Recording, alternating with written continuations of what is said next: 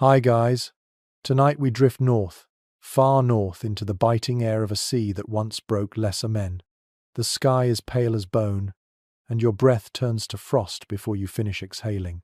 You stand at the edge of a wooden pier somewhere in 9th century Scandinavia, staring at a ship that looks impossibly slender for what it must face. The water beyond it is half ice, half mirror, and entirely indifferent to your existence. The air smells of pine, tar, and salt. A raven croaks overhead as if to ask whether you're quite sure about this. You probably won't survive this, not really. But that's the beauty of slipping into history. You get to try. So, before you get comfortable, take a moment to like the video and subscribe, but only if you genuinely enjoy what I do here.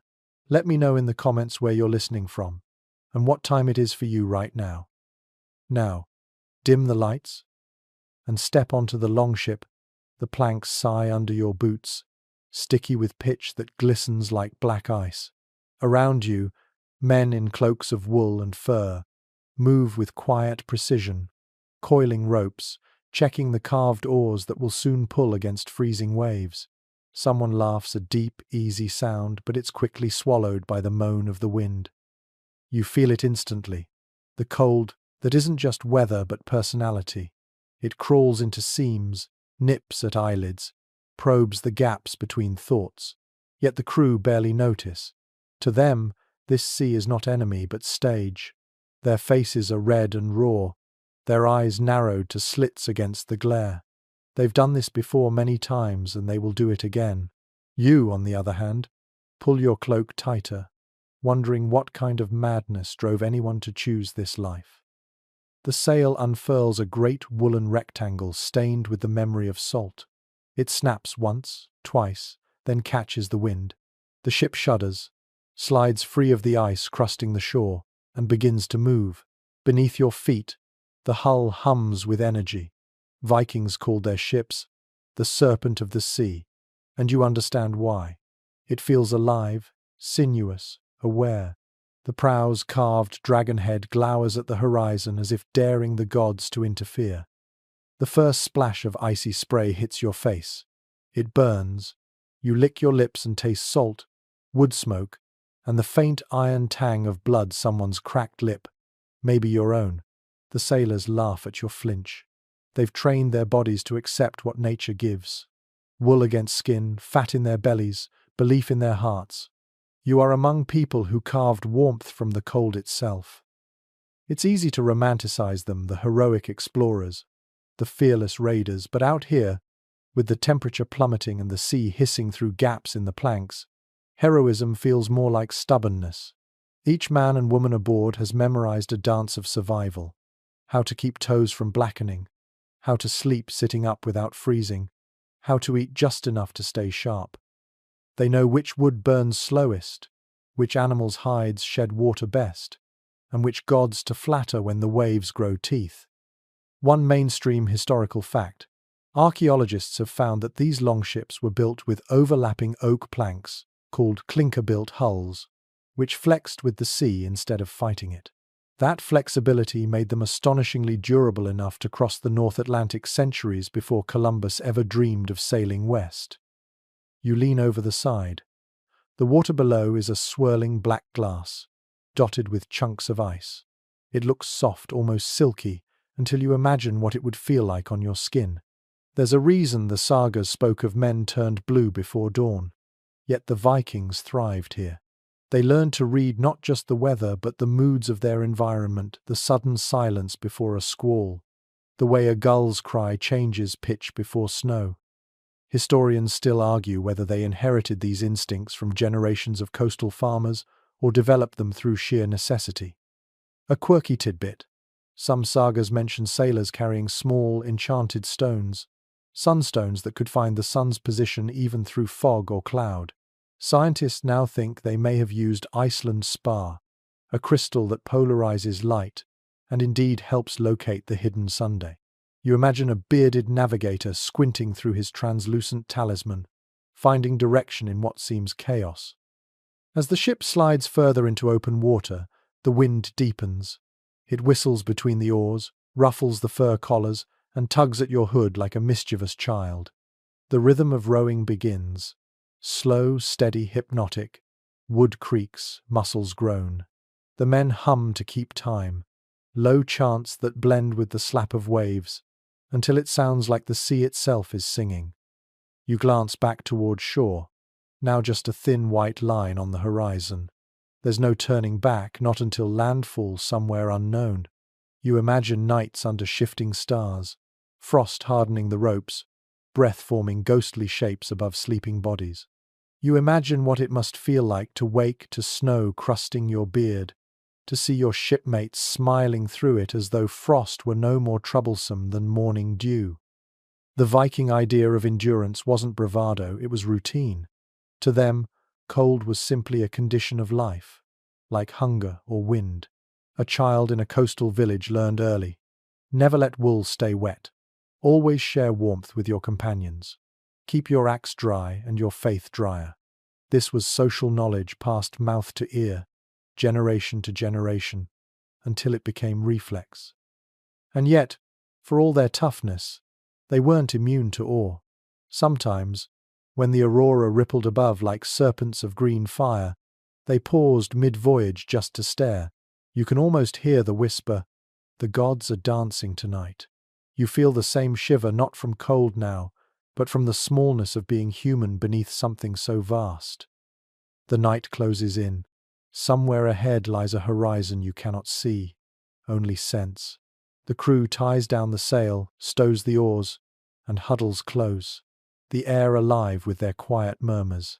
One man strums a lyre, the notes trembling like starlight. The sound fades into the wind, and the rhythm of the sea takes over once more. You stand, cloak pulled close, eyes watering from the cold, and think, how did they do it? How did they survive this endless, freezing expanse without so much as a heater or insulated boot? The answer, as you'll soon discover, lies in their craft, their customs, and their curious blend of faith and practicality. For now, you simply listen to the creak of wood, the hiss of the sea, and the heartbeat of a civilization built on endurance. The longship glides forward, carving a path between ice and legend. You breathe in the salt, exhale the warmth of your own breath, and realize the voyage has only just begun. The morning after that first shivering night, you wake beneath a sky the color of pewter. The sea rolls slow and heavy, each swell gleaming with a film of ice. Your cloak is stiff with frost, and when you move, it cracks softly, like thin glass. You rub your hands together, remembering what warmth felt like. The Vikings beside you seem untouched by it all. They stretch, yawn, and laugh as if this grey world were their favorite season. They had a secret, and it was not magic, it was fabric, layer upon layer of human ingenuity woven from wool, fur, and hide. You watch a sailor rewrap his legs in bands of thick wool called winningars. Another tucks his beard inside a sealskin hood. They dress not for appearance, but for survival, and every layer tells a story of skill, trade, and experience. Wool was their miracle. It was not just any wool, but that of hardy northern sheep whose coats grew thick and oily. The outer layer repelled water, and the inner fibers trapped air for insulation. Even when soaked, good wool stayed warm. You touch a sleeve and feel the weight of it rough, dense, alive with the faint smell of lanolin. That natural grease kept the fibers water-resistant and the sailors from freezing. Underneath the wool, most wore linen shirts next to the skin, soft and breathable. Above it came tunics, cloaks, and sometimes fur. A rich man might wear fox or sable, while others used sheepskin turned inside out. You notice how the seams are neatly stitched with sinew or wool thread, and the edges bound tight to block the wind. There were no zippers, no buttons, no logos, only purpose. One mainstream historical fact: fragments of Viking textiles found in graves at Birka and Hedeby reveal surprisingly complex weaving patterns. Some pieces used diamond twills, a technique that made the cloth both strong and flexible.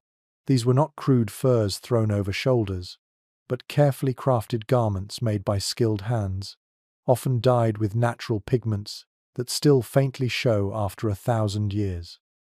A quirky tidbit drifts through your mind. To waterproof their cloaks, Vikings sometimes rubbed them with fish oil. It worked, though it made the clothing smell like a dockyard stew. You imagine the scent brine, smoke, and something distinctly animal mixing with the salt of the sea. No wonder the sagas describe heroes whose presence reached you before they spoke. You sit beside a woman mending a tear in her cloak. She is calm, needle flashing, her fingers red from the cold. She hums softly, a tune you do not recognize but that feels ancient. When you ask how she endures the chill, she shrugs. "The cold keeps you awake," she says, "and if you sleep too long, it will keep you forever." The crew laughs quietly at her grim humor. Historians still debate whether Vikings had separate winter and summer wardrobes, or if they simply layered more during the colder months. The evidence suggests both. Excavations show heavier garments and thicker cloaks buried with northern settlers, while coastal traders seem to favor lighter outfits. You realize how much the environment shaped them, forcing creativity with limited materials. Someone passes you a bundle of dried moss. It is used like insulation, stuffed into boots or under tunics to trap heat. In a pinch, they even used it as a crude sponge or bandage. You rub it between your fingers and feel how springy it is, how easily it absorbs moisture. The smallest things became tools of survival. You catch the scent of tallow-rendered animal fat used to waterproof boots and soften leather. One man dips a strip of hide into a pot of it, then winds it around his wrist like armor. His fingers, scarred and cracked, move with practiced care. Nothing goes to waste. Bones become needles, intestines become cord, fat becomes balm. Every scrap of nature is bent toward warmth. The ship groans as it meets a sudden gust. Spray arcs high, glittering like shattered glass, then falls across the deck. It soaks your face, but the crew hardly react. Their cloaks shed water like a duck's back. You can see how the overlapping layers direct the water downward, never inward. The wool drinks up what it must, but never surrenders its warmth. You realize how social this knowledge is. Someone taught them to weave this way, to tie knots that hold in wind, to wrap hands in cloth just loose enough to trap air. These are lessons passed from grandmother to mother to son, embedded in memory long before books or diagrams. A seam can be heritage, a fold of fabric, a signature. Even their headgear carries meaning. Under fur caps or hoods, many wore simple woolen bands to cover ears and forehead. The Vikings understood that heat leaves the body fastest from the head. When the temperature dropped further, they pulled cloaks over their faces, breathing through the fabric. You copy the gesture and find that the wool catches the moisture of your breath, warming it slightly before it touches your skin again. It feels primitive and clever at once. Someone jokes that the gods wear nothing at all, and that is why they created humans to remind themselves what cold feels like. The crew chuckles, their laughter carried off by the wind. You sense that humor is also insulation. Hours later, as the sun slides behind clouds like molten iron, the chill deepens. You notice that the men move constantly, shifting weight, swinging arms, stamping feet. Stillness invites frostbite. Movement makes heat. It is an unspoken rule of the sea. Keep working, keep living. A fisherman tells you that sealskin gloves are best for gripping oars, because the natural oil keeps them supple even when wet. Another swears by boots lined with dried grass, a trick that lets the moisture escape instead of pooling. You realize that every layer, every object, carries centuries of trial and error.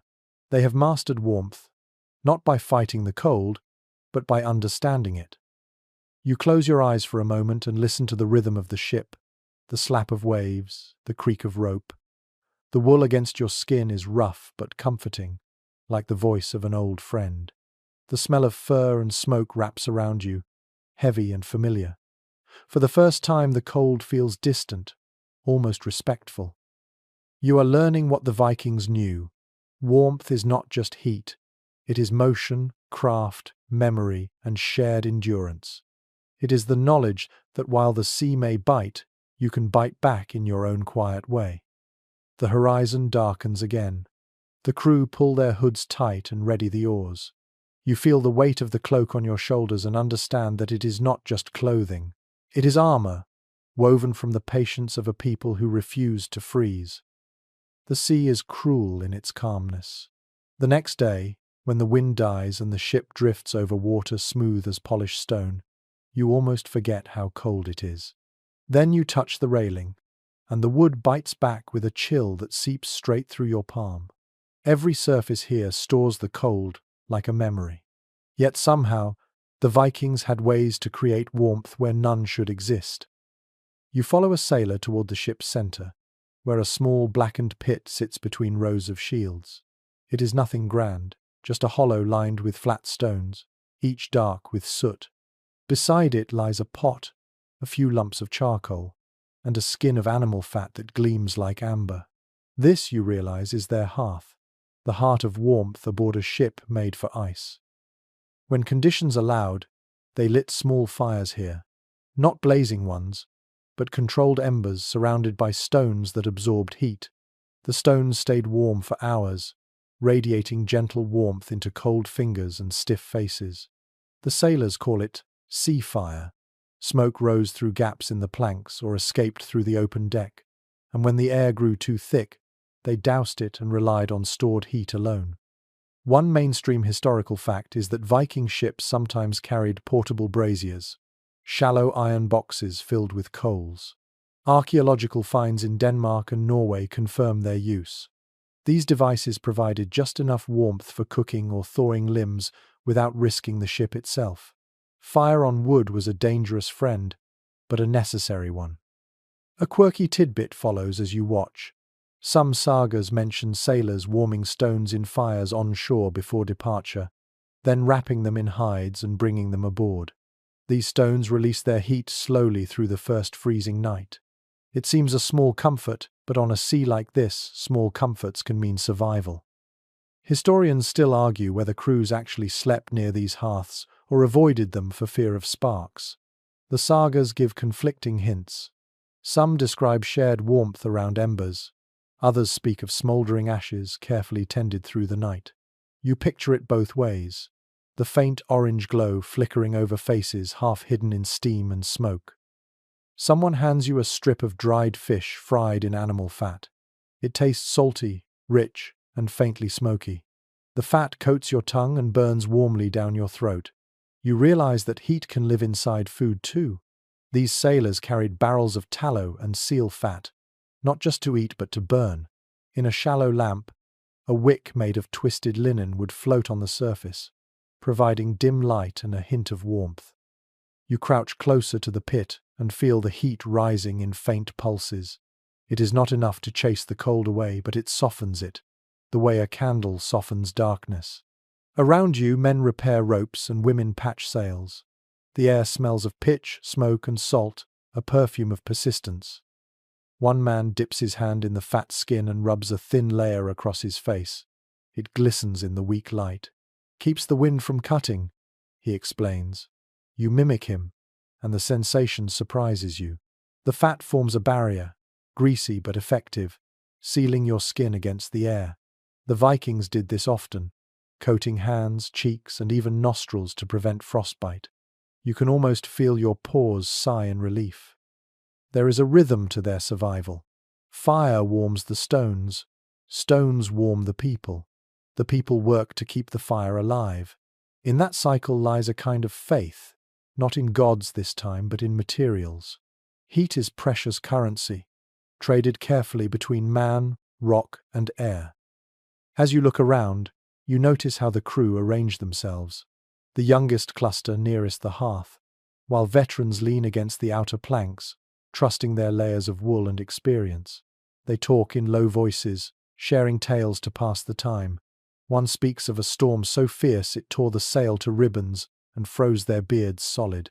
We laughed, he says. If you stop laughing, you stop breathing. The others nod. You imagine what it would be like when storms struck and fire was impossible. In those times, the hearth turned silent, and warmth came only from shared bodies. They huddled close, wrapped in cloaks, pressed shoulder to shoulder. Even strangers became companions when the wind roared like a beast. The ship rocks gently now, the sound of waves soft and steady. You close your eyes trying to memorize it. The crackle of embers, the creak of the mast, the whisper of breath. For a moment, it feels safe, almost home-like. You realize that warmth is not just physical here, it is emotional, collective. No one survives the freezing sea alone. A sailor named Bjorn begins to hum. The tune is low and repetitive, matching the rhythm of the waves. Soon others join in, their voices rising like the sea itself. The chant fills the cold air, vibrating through the hull. It feels like another kind of heat, one that comes from within. Historians often underestimate how psychological warmth matters. The Vikings understood that fear makes you cold. Laughter, song, and movement, these were their real defenses. You hum along quietly, feeling the vibration in your chest, and the chill that had settled there begins to ease. As the day fades, they cover the fire with a flat stone to trap the remaining heat. The light dims to a red eye in the center of the deck. Shadows lengthen, and the crew curl into their cloaks.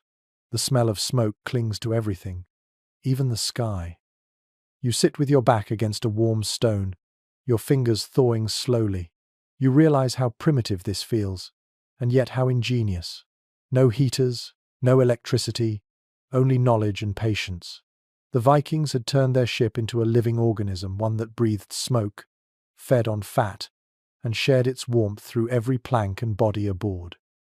When the stars appear, they shimmer as if frozen in place.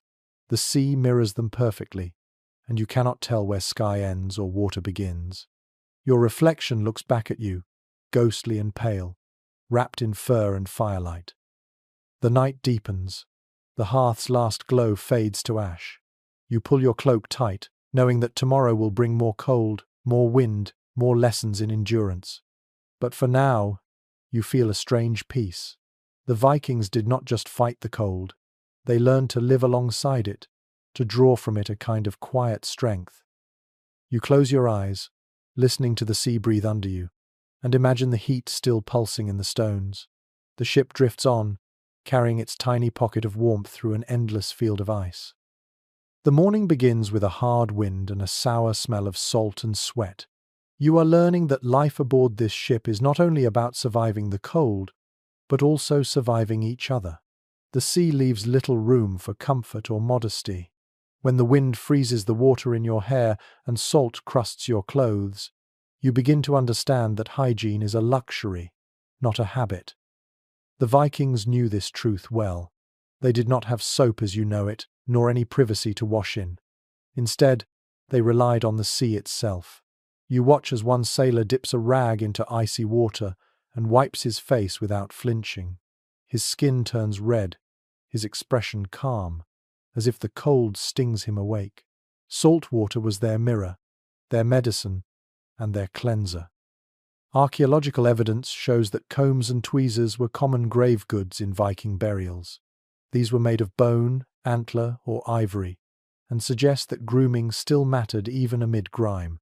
To the Vikings, neat hair and a clean beard were signs of pride and strength. They might be smeared with sweat, but they refused to look defeated by the sea. According to a curious legend, some sailors rubbed ashes and animal fat into their hair to make it stiff against the wind. It worked, and perhaps also kept lice at bay. You can imagine the scene. Men with grey, streaked hair and glistening beards, the smell of smoke and tallow clinging to them like armor. Experts still debate how often these voyagers truly washed. Some argue they bathed weekly when near fresh water, while others believe such chances were rare and precious. The sagas mention Saturday as washing day, which hints that cleanliness had both routine and ritual. Even so, here, in the middle of the sea, every effort at hygiene is an act of courage. You look around the deck. Salt crystals shine on cloaks like frost. The planks are slick with seawater and oil. A woman scrapes the deck with a piece of broken shell, humming to herself as she works. The smell of wet wool and smoke fills your lungs. heavy but strangely comforting. Sweat, too, was part of their warmth. The act of rowing, hauling ropes, or hammering nails kept blood moving. Their bodies became their furnaces. When a man stops working, another shouts for him to move. Rest means cold. Motion means life. It is a constant negotiation between exhaustion and survival. Someone passes a small pot filled with herbs soaked in oil. They dab it under their noses. The scent is sharp, almost sweet. When you ask, they explain it masks the stench of fish and bodies. The mixture likely includes juniper, pine, or even mint. These plants were known to the Norse for their cleansing and soothing properties. You take a whiff, and suddenly the air feels less oppressive. Records from the period confirm that Vikings carried herbs like thyme and angelica for both flavor and health. These were their deodorizers, antibiotics, and breath fresheners all in one. Out here, such small details meant dignity. In the still moments between waves, the sounds of the ship grow intimate. You hear the scrape of combs through hair, the click of bone against bone, the quiet murmur of conversation. It feels domestic, almost tender. These people, often imagined as savage raiders, are instead careful and orderly in their routines. Dirt is inevitable, but filth is not fate. Someone laughs at your cautious movements. You'll learn, he says. The sea gives what it takes. Sweat, salt, and sleep all the same thing out here.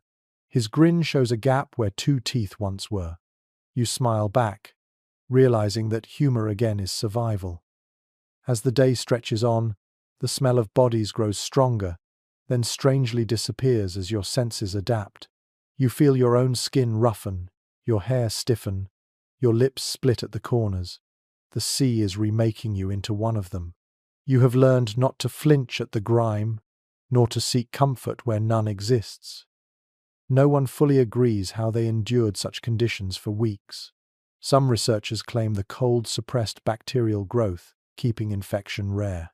Others believe their strong immune systems and simple diets played a part. Either way, it is clear that the Vikings' relationship with their bodies was practical, not sentimental. They accepted discomfort as part of existence, not an enemy to fight. That night, the deck is quiet. The smell of tar mixes with the faint aroma of herbs and smoke. A sailor combs his hair by moonlight, the teeth of his comb catching on tangles. He pauses, flicks the strands into the sea, and grins as if to say, "Let the ocean keep it." You realize that here, even the act of cleaning is shared with nature. You stretch your aching limbs and breathe the cold air. Your body feels raw but alive, your senses sharpened. Every touch, every smell, every sound is part of a single tapestry of survival. The Vikings did not separate life from the elements. They blended into them. You lie back and close your eyes. The deck creaks beneath you like a slow heartbeat. Sweat and salt cling to your skin, but you no longer care. The cold presses close. Yet you are warm in the only way that matters, from movement, from laughter, from simply being part of this stubborn tribe of the sea. The next morning, the sea looks like steel. Clouds hang low, heavy and grey, and the world feels smaller, quieter. Yet there is movement everywhere. The flutter of a sail, the groan of oars, the sharp cry of a gull far above. You stand near the prow and watch as the horizon shifts with each rise of the waves. There are no maps here, only memory and instinct. The Vikings read the sky and the sea, the way others read books.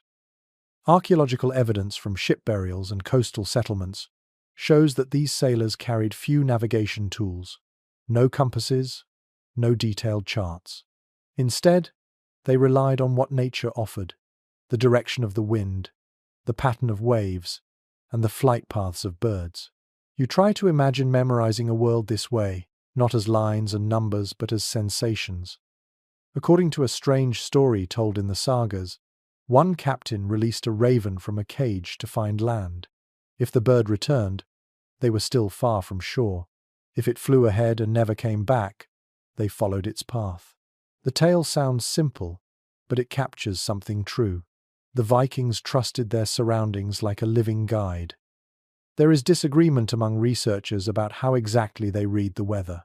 Some say they use the color of sunlight on water to predict wind changes, while others suggest they felt the air pressure in their bones. You can see why the debate remains unsettled. These were people attuned to details too small to record, sensations that lived in muscle and instinct. The sailor beside you squints at the clouds. "Storm in a day," he mutters. The others nod. You look up but see nothing unusual. Then you notice how the gulls have gone silent and the water feels thicker under the hull. A shiver runs down your spine that has nothing to do with cold. They begin to prepare without hurry, each person moving as if following an invisible script. Sails are adjusted, ropes checked, shields pulled close to the edge for protection. You realize this quiet efficiency is its own kind of language. No orders shouted, no panic, only trust in one another and in the sea's rhythm. Records from the medieval period describe Viking navigators as sea-wise. That phrase, simple as it is, carries weight. They did not dominate the sea, they understood it. They watched the color of clouds at dawn, the sparkle of plankton at night, even the way whales traveled. Nature's signs became their compass. One peculiar habit mentioned in oral tradition involves tasting seawater. By sampling the water, experienced sailors claimed they could tell if land was near. Fresh water from rivers subtly altered the salt balance. You hesitate to believe it until you try. The taste is sharp, briny, and unfamiliar, yet you can almost imagine detecting something new, a faint sweetness that hints at land. The conversation around you turns to wind. The helmsman speaks softly, pointing with his chin toward a distant line on the horizon. He seems to see something invisible. "Southwest," he says, and the crew adjust the sail. The ropes creak, the wood groans, and the ship responds like a living creature. You begin to notice how sound shapes their world. The slap of waves against the hull, the rustle of the sail, the whistle of air through ropes, all these form a language of warning. The Vikings heard meaning in noises you might overlook. When the sea hissed, it signaled icy spray. When it boomed hollow beneath the hull, it meant deep water. A faint drizzle begins to fall. The droplets sting your face, cold and sharp. You wipe your eyes, but the crew ignore it. One of them murmurs that rain before noon means fair weather by night. You wonder how many generations it took to learn that pattern. Historians note that Viking navigators also studied the flight of seabirds, especially puffins and gulls. They knew these birds returned to shore in the evening, so if flocks circled low and then vanished, it meant land was close. You imagine the relief of spotting a single bird after weeks of empty sky, a fluttering promise of home. An older sailor shows you something that looks like a translucent crystal. It catches the dim light and scatters it in pale streaks. "Sunstone," he says. He holds it toward the grey sky, turns it slowly, and nods. "There," he adds. The sun hides, but the stone finds it. Scientists today have found that certain minerals can polarize light, making the sun's direction visible even through thick clouds. The trick was real, not just legend. By late afternoon, the drizzle stops, leaving the deck glistening. The air smells clean, almost metallic. The sailors move easily, confident that the storm will pass them by. You realize how knowledge becomes comfort here. Where you see chaos, they see a map. The ship glides through pale water, and the wind hums low in the rigging. You can feel how the Vikings shaped their lives around this sound, how it must have sung in their dreams. They lived by its mood, trusted it more than any star. As night falls, the clouds thin, and a faint band of color stretches across the horizon. The helmsman smiles, satisfied. "Good weather after all," he says. You feel warmth in his certainty, the kind that comes from mastery, not temperature. You look up at the sky, now dusted with faint stars. Each one seems to whisper of another voyage, another frozen dawn. The sea has become a teacher, and you are only beginning to understand its lessons. The next day begins with hunger. It is a soft ache at first, just an emptiness that hums quietly beneath the ribs. The cold makes it worse. feeding on your body's warmth. You watch the crew stir to life as grey light spills across the deck. Someone opens a wooden chest and the smell of dried fish fills the air. It is sharp, salty, and strangely sweet. Breakfast has arrived. Excavations at Viking settlements in Greenland and Iceland reveal that these sailors carried simple but clever provisions. Dried or smoked fish, hard bread, cheese hardened to stone, and barrels of preserved meat were their staples. They ate to survive, not to delight. Each meal was designed to last weeks without spoiling, even when frozen solid. According to an old account written centuries later, they sometimes boiled seaweed to thicken stews. It added salt and texture, and in lean times, kept bellies full. You imagine that smell, earthy and oceanic, curling through the cold air. There is disagreement among scholars about how much variety their diets truly had. Some suggest they lived mostly on fish, while others argue they carried grain for porridge, and even small stores of dried fruit. Either way, their meals were shaped by the sea and by necessity. Nothing fancy, everything functional. You sit beside a sailor who is cutting thin strips of dried cod with a knife worn smooth from years of sharpening. He dips it in melted butter that glows golden in the morning light. "Good for strength," he says. You take a bite. It is chewy, salty, and rich with fat. It feels like eating warmth itself. Fat was their secret weapon against the cold. Whale blubber, seal fat, and butter were all prized. These dense calories burned slowly inside the body, keeping heat where it mattered most. Without them, even the strongest warrior would shiver into weakness. Archaeological findings confirm that Vikings carried barrels of butter and kegs of animal fat on long voyages. In icy waters, these were worth more than gold. You can see why. Every mouthful is energy, every spoonful a small fire against the cold. An odd custom mentioned in the sagas describes sailors trading chunks of dried fish the way others trade coins. It was both food and currency. To share it meant friendship. To withhold it could start a feud. You look around and see this small economy in action. One man handing another a piece of smoked herring, a quiet gesture of trust. As the day lengthens, cooking begins. A small brazier is lit, shielded from the wind.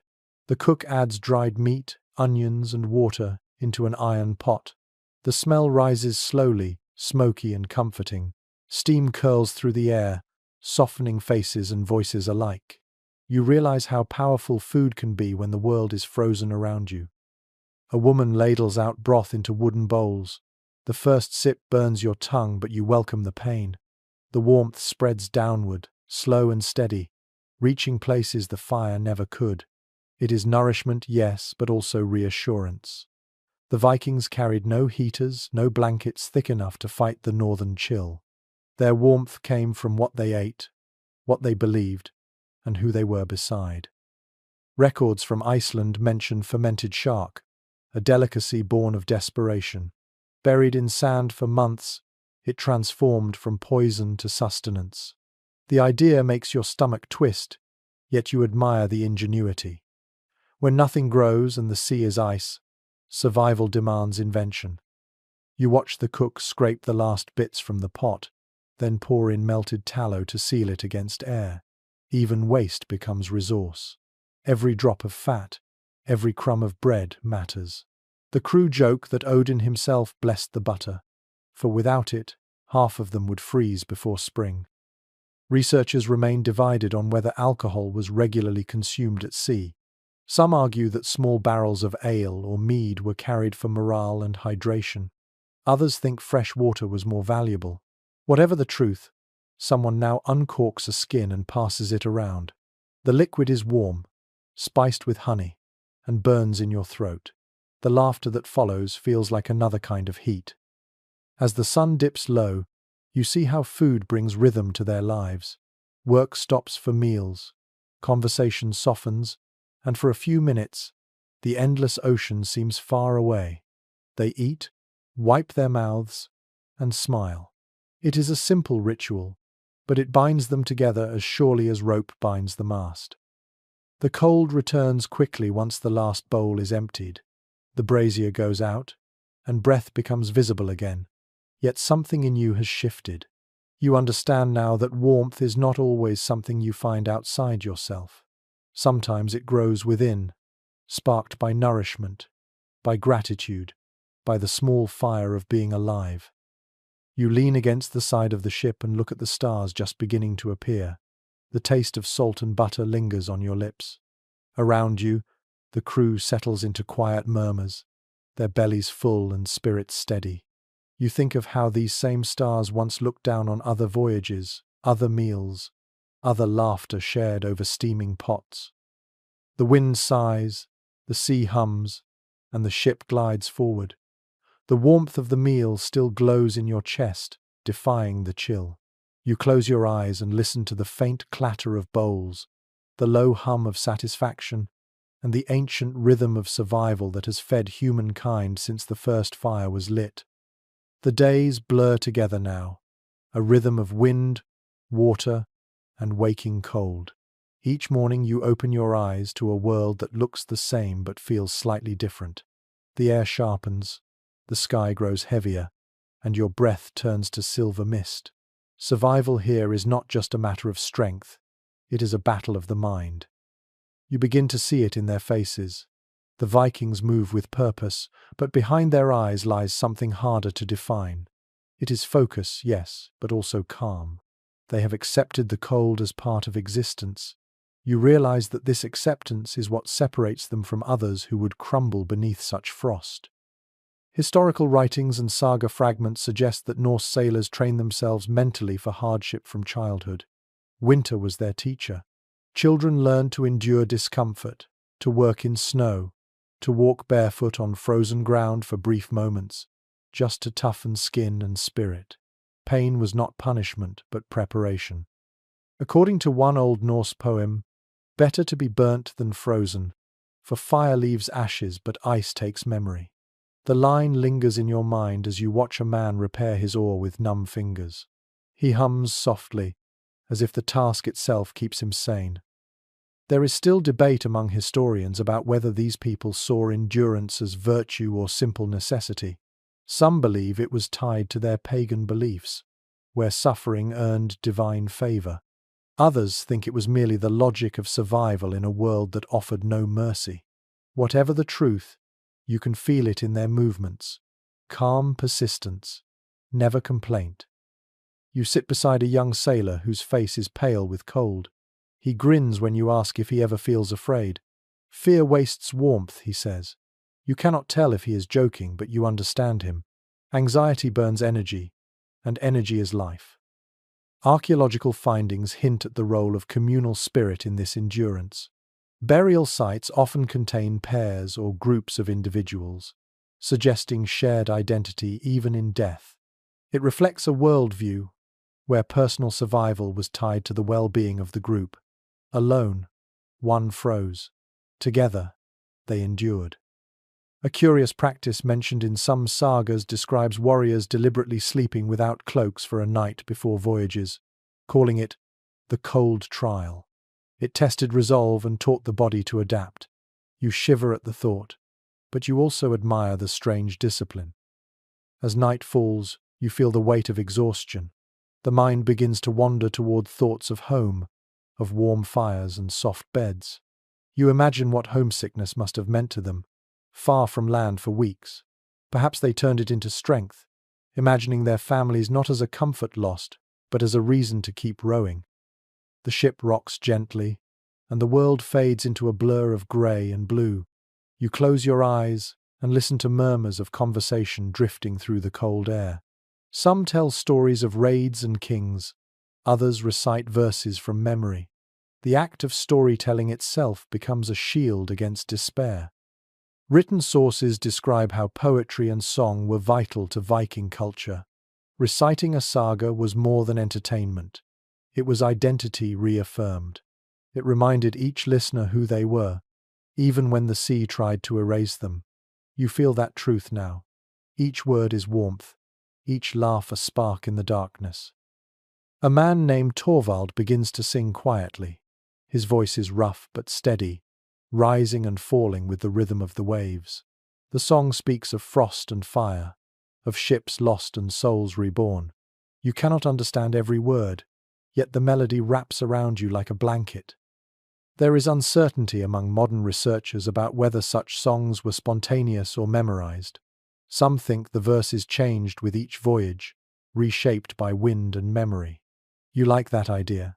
That every song carried pieces of other winters, other survivors? The mind adapts to the cold, you realize. At first it resists, then it learns to flow with it, to make peace. The body shakes, but the mind steadies. This balance is what keeps the Vikings alive. They do not try to defeat the cold, they make it part of their rhythm. You try it yourself. You breathe deeply, feel the sting in your lungs and stop fighting it. The pain softens into awareness. The cold becomes less enemy, more companion. For a moment, you feel what they must have felt. A strange calmness, a quiet pride in simply existing within the storm. The night grows still.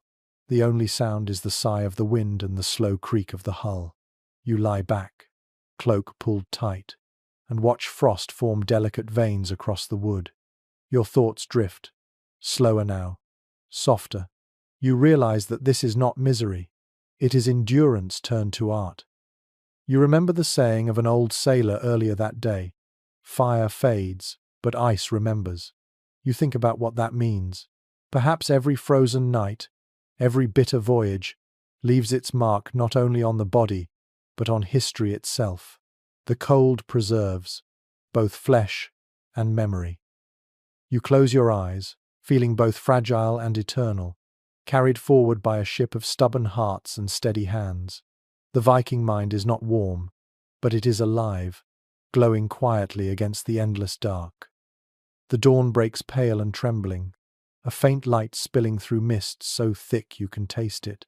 The sea is quieter today, heavy with fog. Every sound is softened. The creak of wood, the flap of canvas, even voices come muffled, as if spoken from underwater. The crew moves more slowly now, conserving energy and whispering to one another in low tones. You notice something different in the air, a kind of reverence. The Vikings were not just sailors and fighters, they were believers. Every voyage began with rituals to honor the gods of wind and sea. Before this one, they must have poured mead into the water for Njord, the god of the ocean, and perhaps left tokens for Thor, whose hammer guarded travelers from storms. Faith to them was not distant or abstract. It was a partnership with the forces that surrounded them. Archaeological discoveries of carved amulets shaped like Thor's hammer show that these symbols were not decoration. They were portable prayers, carried around necks, tucked into cloaks, sometimes tied to the mast itself. You spot one now, swinging gently from the rigging, its silver surface darkened with age. The sailor who hung it there glances at it often, as if it listens back. According to a strange account preserved in Icelandic lore, some captains sacrificed a small animal before setting sail, believing its blood would calm the waves. Whether this was symbolic or literal remains uncertain, but the intention is clear. Survival was both physical and spiritual labor. Experts remain divided on how deeply the average Viking believed in these rites. Some argue that rituals were mostly tradition, kept alive out of respect for ancestry. Others suggest that, on the open sea, where death could come from a single rogue wave, faith became tangible. You can see why. Out here, the ocean itself feels alive, watching, waiting. As fog thickens, the crew grows quiet. One man mutters a charm against drowning. Another rubs a bead between his fingers, whispering a name you cannot catch. The air hums faintly with murmured words and the crackle of superstition. The Vikings saw the world as layered. Above was Asgard, realm of gods and warriors. Beneath, the underworld ruled by Hel. Between them stretched Midgard, the human world, a fragile bridge of earth and water. The sea was both path and peril, a border where spirits moved freely. Every voyage was, in a sense, a crossing between worlds. An odd tale told in a Greenland saga speaks of sailors seeing lights under the waves, which they believed were spirits of drowned men guiding them home. Some modern scientists think these lights could have been bioluminescent plankton, but the sailors saw souls, not science. Their world was full of meaning where yours might see only mystery. The ship glides slowly through the mist. The sound of the sea becomes a heartbeat beneath your feet. You feel the line blur between fear and faith, between what you can touch and what you only sense. Perhaps belief itself was a kind of warmth, a fire that burned in the mind when the body could no longer fight the cold. Records from the period mention that sailors carved protective runes into the wood of their ships. These runes, cut with knives or burned into the hull, called on divine favor for safe passage. You trace your fingers along a faint carving near the bow. The symbol looks like a jagged arrow, a rune known as algiz, meaning protection. You feel a chill that is not just from the air. Someone begins to sing, low and steady. It is not a song for entertainment, but invocation. The melody rises and falls like the waves themselves, slow, circular, hypnotic. The words call upon the old gods to guard their path and freeze the hands of enemies. The voices blend together until it becomes something ancient, almost elemental. Researchers note that collective chanting helped regulate rhythm on long voyages, but it also had psychological weight. Singing united the crew, synchronized their hearts, and pushed away fear. You sense it working even now. The air feels lighter, the fog less oppressive. As the song fades, silence returns. The mist thins just enough for you to see faint sunlight spreading across the sea. The Viking beside you smiles, teeth flashing white in his frost-dark beard.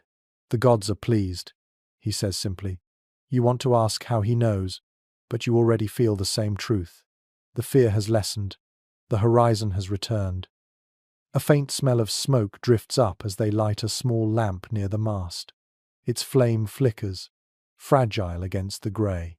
Someone places a pinch of dried herbs into it, and a thin curl of scented smoke rises, carrying whispers skyward. You realize this is a kind of prayer too, a way of sending gratitude into the air. Modern historians interpret these rituals as more than superstition. They were tools for emotional survival. Faith gave meaning to suffering, structure to chaos, and courage to the frightened. On a sea that could swallow them at any moment, the Vikings found control in belief. You close your eyes and listen to the rhythm of the water against the hull. The fog continues to lift, revealing faint sunlight that gleams like silver on the ripples. You imagine that somewhere in this light, the gods listen still, amused, or perhaps proud of their frostbitten children below. When you open your eyes again, the mist is gone. The crew move with renewed energy, shoulders straighter, voices stronger. Whether their prayers were answered or simply heard by themselves, it does not matter. The result is the same. The voyage continues, and hope travels with it. By the time the next sunrise creeps across the horizon, the fog has lifted completely. What remains is the gleam of the ship itself, the long and graceful body that has carried you through frost and fear. You start to see it not as a vessel, but as a companion. Its timbers creak like breath, and when the waves strike, it shivers as though alive. This is where much of the Vikings' true warmth begins, in their craftsmanship. Archaeological studies of ship graves, such as those at Oseberg and Gokstad, reveal a level of engineering that astonished even modern builders. Every plank overlaps its neighbour, fastened with iron rivets that flex with the sea's movement. The technique, called clinker construction, allows the hull to bend rather than break. You run your hand along one of the seams, feeling the rhythm of human skill in every groove. According to old descriptions preserved in Norse sagas, each ship was named as though it were a living being. Some bore fierce titles like Sea Serpent or Wave Stallion. The idea was not poetry alone. It reflected the belief that a ship had spirit, breath, and memory. Before the first voyage, builders offered blessings to awaken that spirit and protect its crew. There is still disagreement among historians about how widespread these ship blessings were. Some think they were rare, reserved for great voyages or chieftains. Others argue that even small boats received simple rights.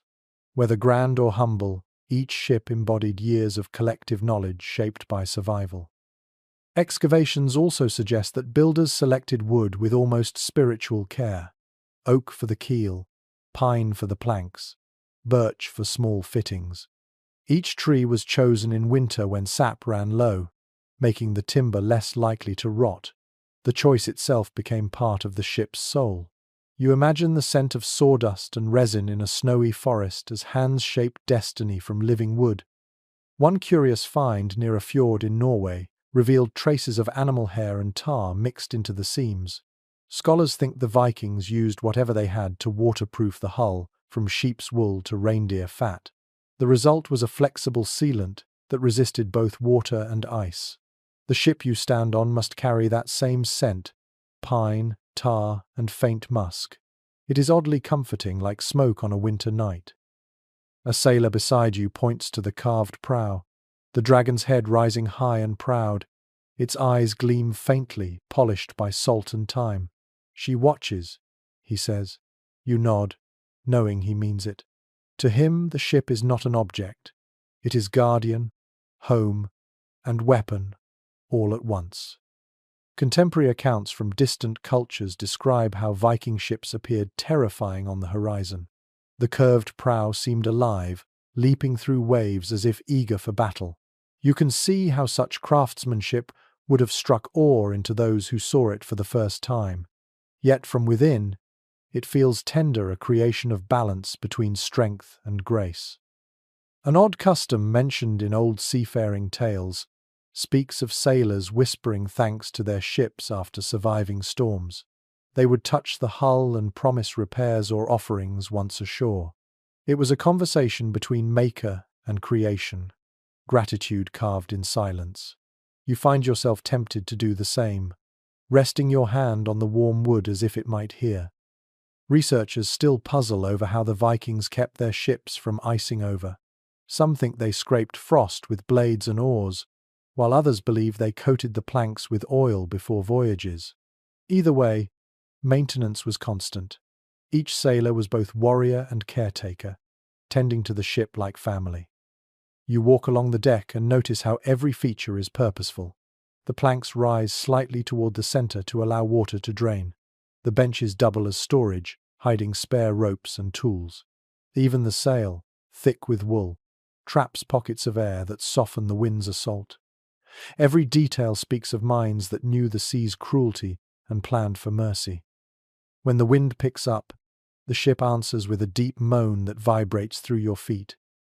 It feels almost like a voice, ancient and tired but loyal. You imagine how many storms it must have survived, how many prayers have soaked into its grain. The thought humbles you. Historical experts describe these ships as extensions of their builder's identity. To craft one was to declare mastery over both material and fate. Each hammer strike was a promise of return. The longship, in this sense, was the Vikings' most profound invention, not just a tool of war or trade, but a bridge between human will and the endless cold. You sit near the prow, where the wood is dry and sun-warmed. The dragon head casts a long shadow across the water. Beneath you, the hull moves like muscle, flexing with each wave. You realize that this is warmth of another kind, the warmth of confidence in one's creation. The Vikings trusted their ships as you might trust your heartbeat. As night settles again, stars emerge, glittering like frost scattered across velvet. The ship glides quietly beneath them, a dark silhouette against silver light. You run your hand once more along the wooden rail, tracing the grooves left by centuries of palms before yours. Each one belonged to someone who braved the same seas, felt the same cold, and found shelter in this living thing of oak and tar. When you close your eyes, you hear the whisper of the hull against the waves, gentle and patient, like breath through an old flute. The ship speaks in its own language, promising to carry you a little farther before morning. You believe it. The night passes in restless silence. The sea grows gentle, and the air stills, so still that every breath seems to echo. You find yourself listening to the smallest sounds, the drip of water from the sail, the whisper of a rope shifting against wood. Above you, the stars turn slowly. Sleep here is not deep. It comes and goes like the tide. The Vikings had no beds on their ships, no soft blankets, no shelter from the wind. They slept where they sat, wrapped in wool cloaks, pressed between oars, cargo, and companions. When exhaustion arrived, they simply closed their eyes and let the rocking of the waves carry them into dreams. You try the same, feeling the rhythm through your bones, half comfort, half threat. Evidence from preserved shipwrecks shows that some longships had small raised decks or covered spaces near the stern where leaders might rest, but most of the crew slept openly. Animal hides, cloaks, and straw mats formed their only bedding. The line between waking and sleeping blurred, just as the line between safety and danger did. According to an old seafarer's tale, sailors sometimes slept in turns of 2 hours, their dreams timed to the rhythm of rowing. The ship itself set their schedule. You can imagine it, the sound of breathing mingled with the splash of oars, a lullaby made from labor. Researchers still debate how they managed to stay dry during such nights. Some suggest they used tarred leather sheets to shield themselves from spray. Others believe they accepted dampness as unavoidable and relied on body heat and wool to dry what the sea soaked. Whatever the truth, it must have taken a mind as steady as iron to sleep in such cold. You watch a man settle beside you, wrapping his cloak around his head. His face disappears completely, only his beard visible beneath the fabric. Another shifts closer, their shoulders touching. There is no embarrassment, no hesitation. Shared warmth is survival. Privacy has no place here. Archaeological findings from Viking graves show that people were often buried with blankets or cloaks of thick wool, suggesting that even in death, warmth was sacred. To them, covering the body meant protection, a final kindness against the eternal cold. You think of that as you pull your own cloak tighter. A peculiar custom mentioned in one saga tells of sailors placing small stones warmed by fire beneath their cloaks before sleeping. The stones cooled quickly, but the ritual mattered more than the effect. It was a gesture of defiance against the cold, a promise of mourning. The air smells faintly of smoke and salt. Somewhere, a low voice hums a song too soft to recognize. The melody drifts across the deck, weaving between the sleeping forms. It is both haunting and soothing. You close your eyes, feeling it vibrate inside your chest. There is uncertainty among historians about what dreams the Vikings valued. Some texts describe dreams as messages from gods or ancestors. Others treat them as simple imagination. Out here, with only stars and waves for company, you suspect they believed in both. A dream might be guidance, or it might be a test. You drift between wakefulness and sleep. The wood beneath you is cold, but the warmth of nearby bodies seeps through. Breath mingles and the air fogs softly with each exhale. You feel the pulse of the ship, steady and calm, as though it is breathing with you. Someone shifts, muttering in their sleep. Another coughs. The sound feels enormous in the stillness. Then silence again, the kind that presses on your ears until you hear your own heartbeat. You imagine the thousands of nights like this that once unfolded across the northern seas, each one a quiet endurance test against exhaustion and frost. Historical documents mention that some Viking ships carried furs from bears or reindeer, traded from the north. These hides offered luxury warmth, reserved for captains or seasoned sailors. You picture the thick pelts, heavy with oil, smelling of wilderness and strength. Touching one must have felt like resting against the memory of the land. As you try to sleep, you discover a rhythm. Inhale the salt air, exhale the tension. The body learns the ship's movements, predicting each rise and fall. Your mind follows the pattern until thought itself fades into motion. You are no longer a guest here. You are part of the long, slow breathing of the voyage. A cold droplet lands on your cheek. You open your eyes and see frost forming on the railing, shimmering in the faint starlight. The sea around you glows faintly green, lit by unseen life beneath the surface. Bioluminescent plankton trail along the hull like drifting stars. You realize that even in the darkest night, the world offers light if you are still enough to see it. Some researchers believe sailors saw these glowing waters as omens of good fortune, signs that the gods were near. Others think they simply admired them for beauty's sake. Either way, the sight is hypnotic. You watch the lights flicker until your eyes close again. When dawn finally arrives, you are stiff, cold, but alive. The first rays of sunlight cut across the deck, turning frost to glitter. The sleepers stir, stretch, and smile faintly. For another day, they have endured. You realize that sleep itself, however brief or uncomfortable, is an act of faith, the belief that morning will come and the sea will still hold them. You stand, your cloak heavy with dew, and look at the horizon. The ship creaks, the waves whisper, and a pale sun begins to rise. The cold remains, but so does the warmth within you, born of trust, fatigue, and the steady hum of survival. The morning sky burns white, the kind of brightness that feels colder than shadow. You rise slowly, every joint stiff, your breath a thin cloud before you. Around you the crew moves with practiced quiet. Someone coughs, another spits salt into the sea, and the day begins. Life here has no pause, only rhythm. Yet when something goes wrong with the body, rhythm turns fragile. Archaeological finds from settlements in Scandinavia show traces of herbal medicines stored in clay pots and animal horns. These remnants tell you that even in the harshest conditions, the Vikings carried knowledge of healing. They were not merely warriors, but careful observers of the natural world. According to old sagas and fragments of medical texts, sea voyagers brought with them bundles of dried herbs such as yarrow, angelica, and juniper. Yarrow helped close wounds, angelica fought infection, and juniper soothed aching joints. You can imagine those small bundles tied with string, their scents mingling with salt and smoke. There is disagreement among experts about how much of this medicine was based on experience and how much on faith. Some think Viking healers truly understood the plant's effects. Others believe ritual and superstition filled the gaps that science could not. Perhaps both are true, for here, on the shifting sea, every cure requires hope as much as skill. A sailor beside you winces, his hands red and cracked from cold.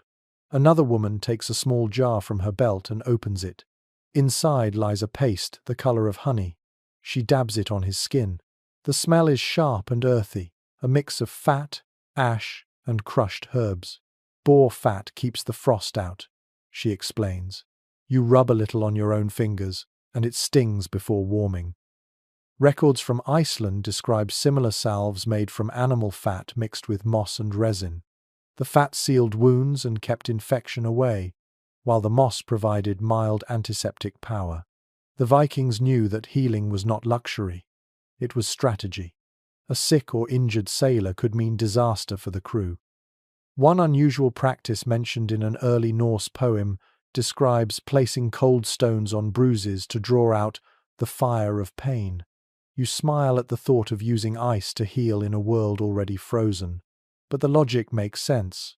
Cold numbs, preserves, steadies. They turned the sea's cruelty into medicine. Researchers still discuss how they treated deeper injuries. Some accounts speak of cauterizing wounds with heated iron, others of covering them with clean wool soaked in urine, which contains natural ammonia. It sounds unpleasant, but necessity has no room for disgust. Every drop of knowledge came from generations who learned through trial, error, and endurance. As the day grows brighter, you see the crew sharing what little comfort they have. One man massages his arms to keep blood moving. Another rinses a small cut in seawater. The salt stings, but he barely reacts. These people understand that pain is part of staying alive, a language their bodies speak fluently. You recall that in Norse mythology, even the gods carried scars. Odin sacrificed an eye for wisdom. Tyr lost his hand to bind the wolf Fenrir. Strength was never perfection. It was the ability to keep moving while broken. You feel that truth settle deep inside you as the ship rocks beneath your feet. A strange memory comes to you from earlier stories. Sailors chewing pieces of birch bark to relieve toothaches. Birch contains natural oils with antiseptic properties. The Vikings did not know the chemistry, but they knew relief when they felt it. They observed, remembered, and taught their children. The smell of burning fat drifts from a small brazier. Someone is warming a pot of water mixed with herbs, creating steam that softens the air. The crew breathe it in, eyes closed, as though it is a blessing. You join them, and the warmth touches your face, melting the thin frost on your lashes. For a moment, it feels like spring has crept aboard. No one fully agrees on how they handled serious illness during long voyages. Some sources suggest the sick were left at nearby settlements when possible. Others imply that if death came at sea, the body was committed to the waves, wrapped in cloth and prayers. The ocean received them as it had given life. You try to imagine that moment, the silence as the body slides into the water, the brief shimmer of fabric before it vanishes. The Vikings saw no separation between land and sea, life and death. Everything returned to the same cycle. As afternoon turns to dusk, a faint light glows on the horizon. The crew relaxes slightly. Someone laughs, a quiet sound that cuts through the monotony of waves. Healing is not only herbs and bandages, you realize. It is laughter, shared endurance, the steady pulse of companionship. The woman who treated the sailor earlier now hums a tune as she packs her small pouch. You catch the scent of juniper again, sharp and clean. She glances up, smiles, and says, "The sea heals too, if it does not kill." Her tone is gentle, almost playful, but her eyes hold years of truth. Night falls slowly. You sit near the brazier, feeling the last of its heat against your palms. Around you, the crew grows quiet, each person lost in thought. The air is thick with salt and smoke, and somewhere deep inside, you feel a calm acceptance settle. The Vikings understood that survival required more than courage. It demanded care, knowledge, and faith that every wound, whether of flesh or spirit, could be mended. You watch the last spark fade into darkness, the sea sigh beneath the hull, and you think that perhaps healing is not about erasing pain, but about learning to carry it forward into the next dawn. By morning, the sea breathes a little softer. The ice that clung to the edges of the ship has begun to melt, dripping into small puddles that glisten in the pale light. You smell salt and fur mixed with the faint musk of animals. When you look toward the bow, you finally see the source of that warmth that feels almost alive. The Vikings were never truly alone on their journeys. Archaeological evidence from burials and coastal excavations shows that dogs, hawks, and sometimes even livestock accompanied Norse voyagers. They were companions, guards, and living supplies of warmth. You notice a dog curled against a sailor's feet, its coat thick and golden under the morning sunday. The man scratches its ear absently, both of them content. According to an account preserved in early Norse poetry, dogs were valued not only for protection but for their spirit. A loyal hound on deck was thought to calm the sea. You smile at the superstition. Yet when the dog lifts its head and gazes toward the horizon, you almost believe it. There is disagreement among historians about how many animals traveled on long voyages. Some think livestock was kept for milk and meat on shorter trips, while others argue that only essential animals such as dogs or trained birds made the crossing. The truth, as always, may lie between. You can easily imagine a ship alive with sound, dogs barking, sheep bleating, wings rustling in the wind. The hawks were symbols of status and skill. A falcon perched on a captain's wrist marked him as both noble and disciplined. The birds were trained to hunt small prey during coastal stops, providing fresh meat when supplies grew thin. You picture the sudden burst of feathers against grey sky, a streak of life amid all this cold. One peculiar detail mentioned in a saga tells of sailors feeding dogs pieces of dried fish mixed with snow to keep them hydrated. The image makes you chuckle softly. even the animals shared in the strange meals of survival. A faint noise interrupts your thoughts, a low groan from below deck. You climb down the short ladder and find two goats tied near the cargo. Their breath rises like steam, and their small bodies radiate surprising heat. The air is warmer here, thick with life. You realize how clever this is. In winter, even animal presence becomes insulation. Historical records note that Vikings often brought goats or sheep on voyages not only for milk but for their warmth. Their bodies turned the lower deck into a living furnace. In return, the crew shared scraps and care. It was a quiet partnership of endurance. You sit near the animals and listen to their soft bleats. The sound is rhythmic, soothing. The ship creaks above, and for a moment it feels like you are inside the chest of some enormous creature, all heartbeats and breath. You reach out to touch a goat's coarse fur. It is rough but alive, a reminder that warmth can come from simple, wordless company. According to a curious note in a medieval travel tale, sailors sometimes used animal hair to line gloves and boots, combining comfort and practicality. It makes sense now. Touching the thick undercoat, every part of nature found its purpose aboard a Viking ship. Researchers continue to discuss whether cats sailed alongside their human companions. Some findings suggest they did, not just for affection but for pest control. Grains stored for trading or eating attracted rats, and cats ensured it stayed safe. You glance toward a barrel and half expect to see glowing eyes watching from the shadows. The presence of animals changed more than the temperature. It softened the atmosphere. A dog's bark, a goat's sigh, even a hawk's cry gave sound to silence. The crew spoke to them as they would to old friends. In a world ruled by frost and uncertainty, these creatures reminded them of home and land, of the warmth of a hearth. A sailor named Leif kneels to feed the dog by his side. "He saved me once," he says quietly. You ask how, and he tells you the story of a storm so fierce it tore the sail in half.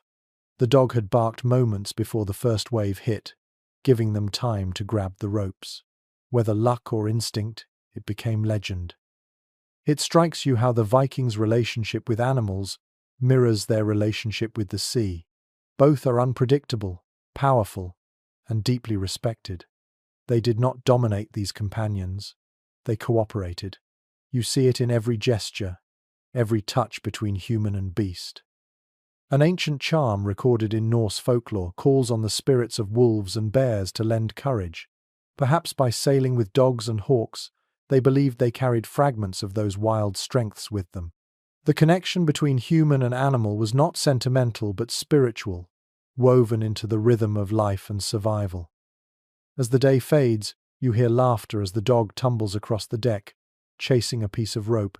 Even the toughest warriors smile, their faces softening in the golden light. You realize that joy is also warmth, that companionship, human or animal, keeps despair at bay. When night returns, you lie near the lower deck again, listening to the quiet breathing of both people and animals. The air feels different here, heavy with comfort rather than cold. The goats shift in their sleep, the dog sighs, and the ship hums softly. You close your eyes, imagining the long centuries of voyages where such sounds filled the darkness. The Vikings may have faced an unending winter, but they never truly sailed alone. Warmth, it seems, was always alive among them, beating in fur and feather, shared breath, and loyal hearts. The night deepens until the horizon disappears, and the sea becomes a single moving mirror of dark steel. The wind calms for once, leaving the ship in eerie stillness. You hear every sound now, the gentle lap of water, the soft thud of ropes shifting, the creak of wood that seems to sigh with age. Somewhere, a voice begins to hum. Music has a way of filling the cold, and for the Vikings, sound was as essential as food or fire. It gave rhythm to rowing, courage to fear, and memory to silence. You listen as one sailor takes up a small instrument, a lyre with strings of animal gut. The notes rise fragile at first, then grow confident, threading through the air like smoke from a hidden fire. Archaeological findings of musical instruments from places like Birka and Hedeby confirm that Vikings carried lyres, flutes, and horns. These were not merely for celebration. They were tools of focus, instruments that shaped the mood of the crew. A melody could remind them of home or keep their hands steady in darkness. According to an old poem found in the Codex Regius, sailors believed that sound itself held power. The right song could call favorable winds or keep sea spirits asleep. You think of that now as the tune drifts across the waves, half prayer, half lullaby. There is disagreement among scholars about whether the music was improvised or part of an oral tradition memorized by generations. Some argue each crew created their own songs as the voyage unfolded. Others believe certain melodies were sacred, repeated exactly as ancestors had sung them.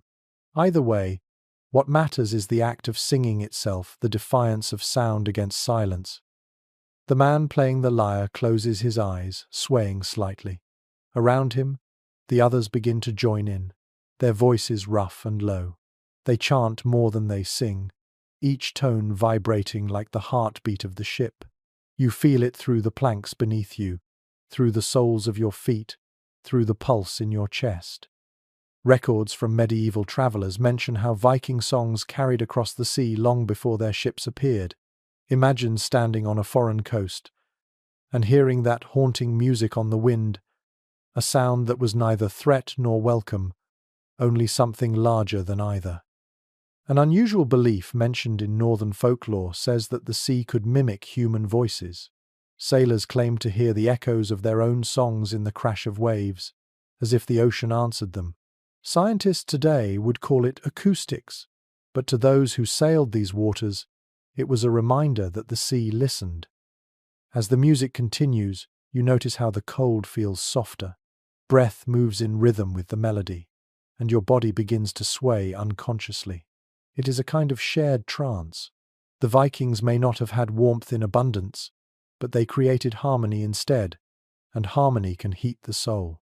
A sailor tells you quietly that some melodies are meant for the living, others for the dead. He speaks of funeral chants sung when comrades were lost at sea. The sound was said to guide their spirits safely to the halls of Valhalla. You can almost imagine that now, voices drifting upward into the night, finding paths among the stars. Researchers point out that collective singing had practical uses too. It regulated the pace of rowing and eased the exhaustion of long work.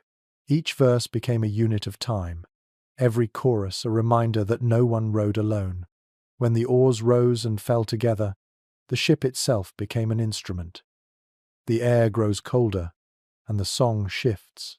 Now it sounds older, more sorrowful. The melody turns inward, like a memory surfacing. You realize that in their music, the Vikings kept their history alive.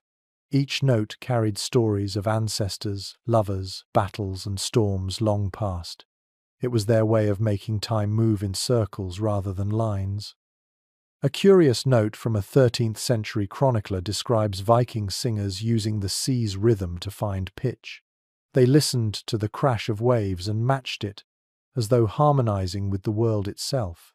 The thought makes you smile. You try humming quietly, letting your voice blend with the ship's groan, the wind's whisper, and the sigh of water. For a moment, you are part of the choir. When the song finally fades, silence follows like a soft blanket. The crew exhales together, the spell broken but the warmth lingering. Even the sea seems calmer, its surface rippling with reflected starlight. You can still feel the vibration of the melody in your chest, a quiet echo that refuses to die. No one speaks for a while. Then the helmsman chuckles. "The sea liked that one," he says. You look around and see small smiles, tired but content.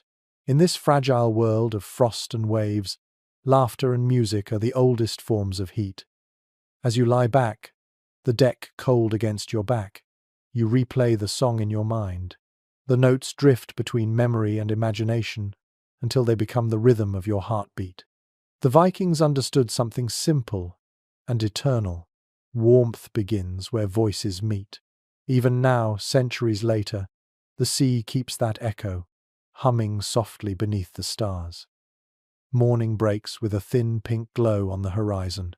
The sea looks less like a threat now, and more like a mirror that hides its secrets. You stand among the crew as they prepare the sail, their movements brisk but calm. Today there is talk not of storms or gods, but of trade and treasure. The thought of gold glitters even in the grey light. Evidence from ship burials shows that many Viking voyages were not only raids but commercial expeditions. They traded furs, walrus ivory, amber, and iron for silk, spices, and silver coins that came from lands far warmer than these. The wealth they sought was as much a reason for risking the freezing sea as honor or adventure. According to an account written by an Arab traveler who met Norse traders along the Volga River, these northern men were both fierce and meticulous in business. They washed daily, kept their weapons gleaming, and haggled with relentless patience. You imagine them doing the same aboard this ship, weighing their chances with every gust of wind. Experts still debate whether raiding or trading brought them more prosperity. Some argue that raids gave them the fame that shaped their legend, while commerce built the foundations of their real power. Watching the crew now, you see both instincts at work, the hunger for survival and the hunger for abundance. A sailor named Eric sharpens a knife on a whetstone. Its edge glints like a flash of ice. Silver keeps the frost away, he jokes, though his tone hides something deeper. For men who spent months at sea, wealth meant more than greed.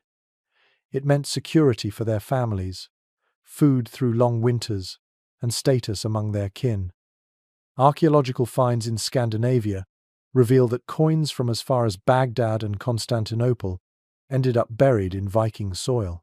Each piece tells of a journey across deserts, rivers, and frozen seas. You turn one over in your imagination and feel the heat of distant markets still clinging to its surface.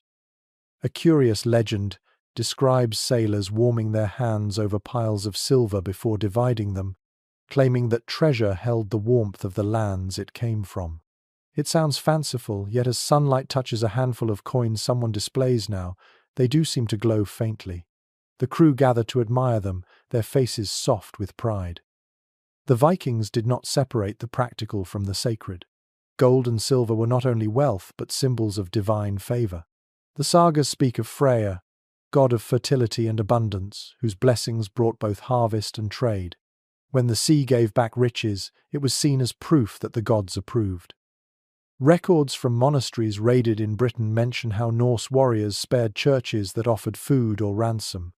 Violence and negotiation walked hand in hand. You can sense that same duality here. Calloused hands that could row or strike, eyes that could measure risk like merchants.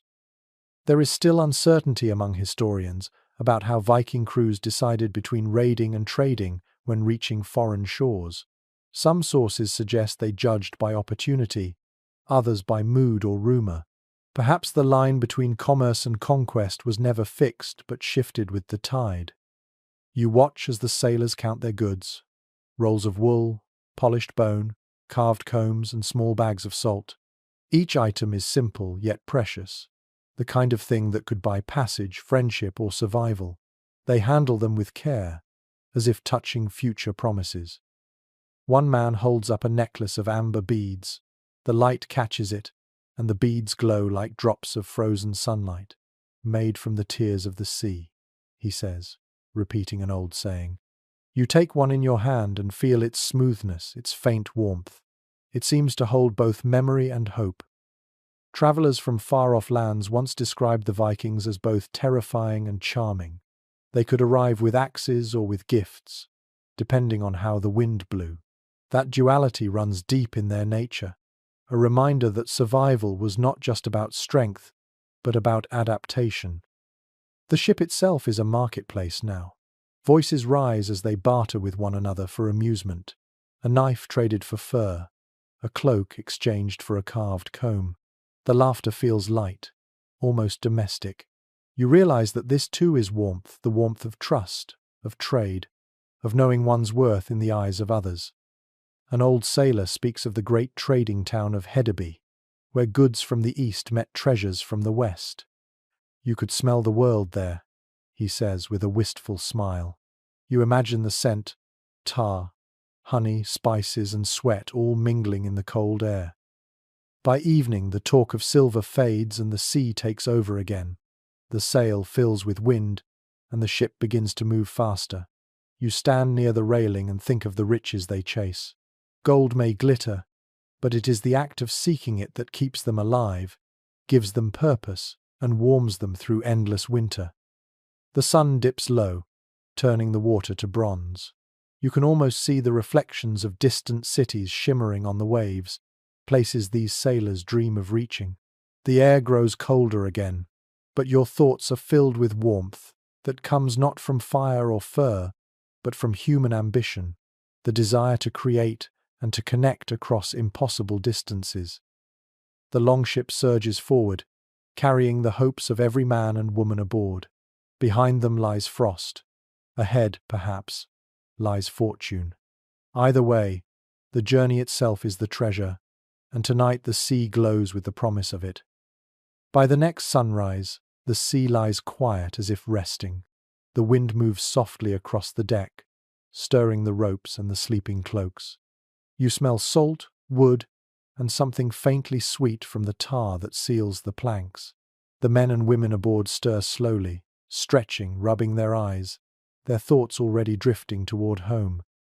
For every voyage that left the northern shores, there were fires still burning in the longhouses far behind.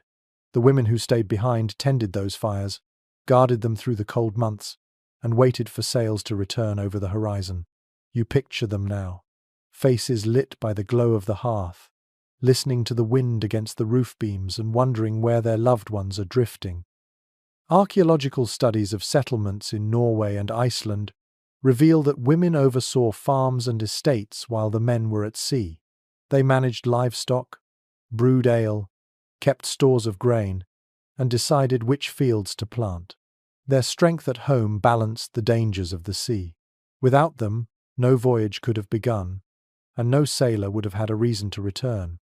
According to an Icelandic saga, a woman could divorce her husband by declaring it before witnesses and walking out the door of the longhouse. That image stays with you. The same fire that warmed the home also gave power. These women were not silent figures waiting in shadows. They were pillars of survival. Experts still discuss how deeply women influenced the seafaring life. Some argue that their roles ended on land, while others point to graves containing weapons and ship fragments, suggesting that some may have joined the voyages themselves. The evidence is scattered, but you can feel their presence in every story, every longing glance toward home. You imagine the longhouses themselves, great wooden halls filled with smoke and light, the air thick with the scent of peat fires and roasted meat. Woolen tapestries cover the walls, telling stories in color. Children sleep near the hearth while their mothers spin thread, their hands moving with steady rhythm. Outside, snow falls softly against the roof. Inside, time waits. One curious legend tells of women who placed carved wooden figures of their husbands near the fire, feeding them scraps of food so that the sea would not starve them. It sounds like superstition, yet it is full of love disguised as ritual. Even from afar, they shared warmth through imagination. Historical records mention that when sailors returned, feasts lit the longhouses for days. Meat roasted over open flames, horns of mead passed from hand to hand, and songs rose high enough to shake the rafters. In those moments, every frozen night at sea melted into joy. You can almost hear the laughter now, carried faintly across centuries. There is uncertainty among scholars about how family inheritance worked when voyages ended in tragedy. Some evidence suggests that women claimed full rights to their homes and farms, becoming leaders of small communities. Others believe male relatives took charge. But no matter the legal lines, the women kept the hearth burning, the symbol of continuity that bound the Viking world together. The crew speaks often of home now. One man describes his wife's cooking, another recalls the sound of his child's laughter. Their voices soften, and you feel the temperature change inside them. Hope warms more deeply than fire.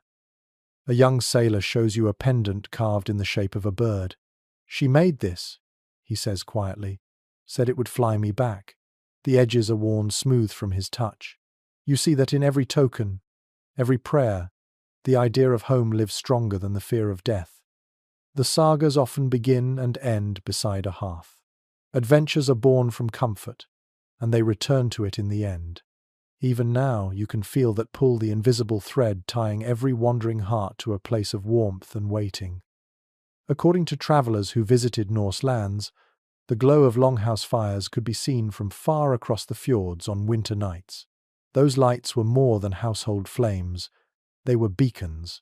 A sailor lost at sea might imagine that glow guiding him home, a promise that the world had not forgotten him. You close your eyes and picture it clearly. The crackling fire, the smell of bread baking on stone, the hum of voices rising in gentle conversation. The woman who tends the fire glances toward the door every so often, not in worry, but in steady faith. She knows the sea will give back what it takes. As evening falls again, the ship rocks gently, and someone begins to hum a tune that sounds like a lullaby. You recognize its rhythm as one meant for children, passed from mother to son.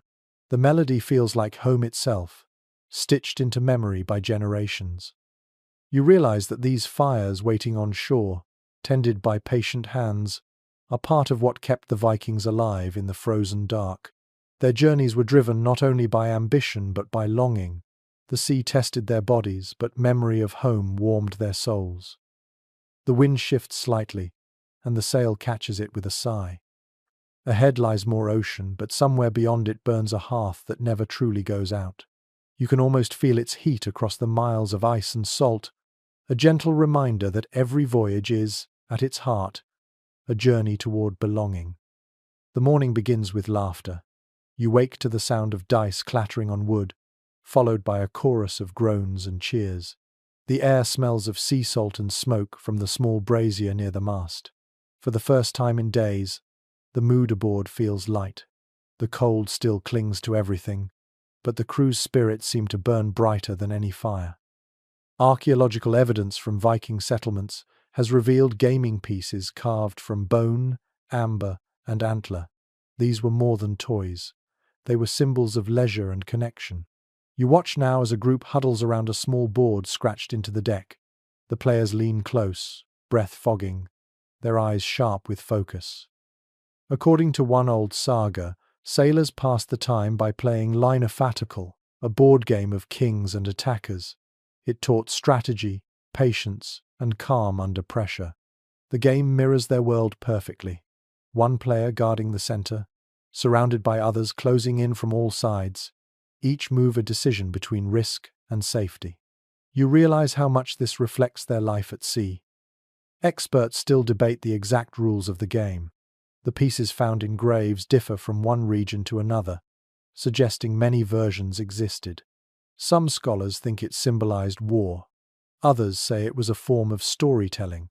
Watching the crew now, you suspect it is simply about keeping the mind awake when the world turns white and still.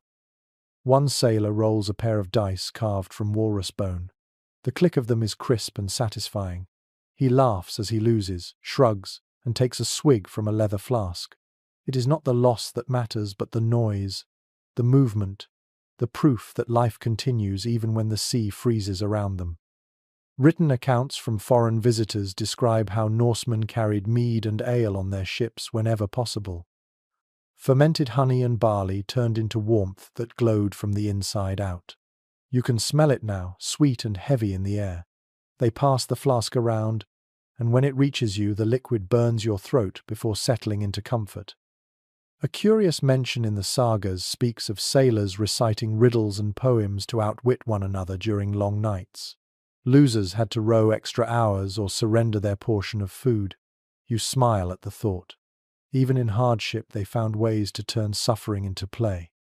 There is uncertainty among historians about how common drinking at sea truly was. Some argue that alcohol was rare and precious. Others that small amounts were essential for morale. Judging by the cheer around you now, you believe the latter.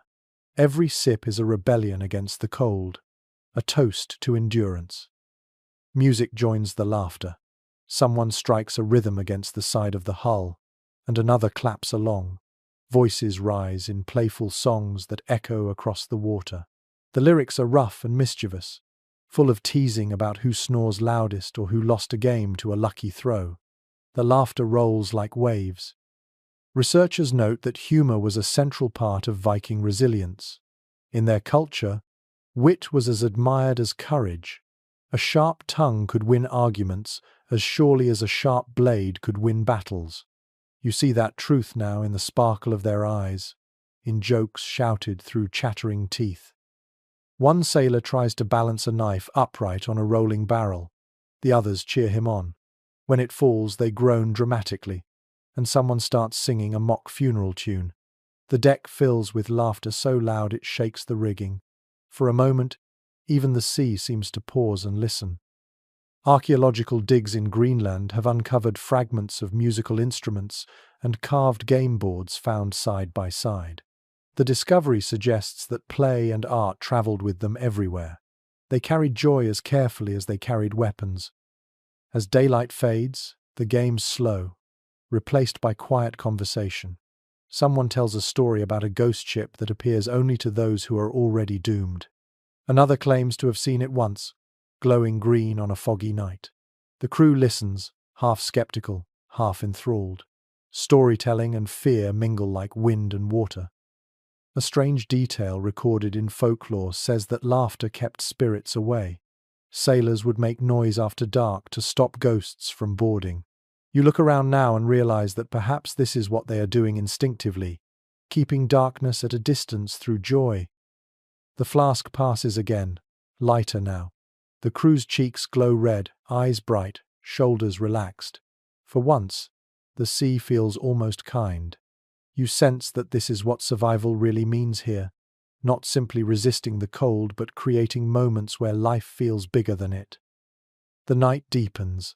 The stars are sharp and countless, scattered like salt across a black table. The laughter fades into murmurs, then into humming. Someone snores softly, another whispers a prayer.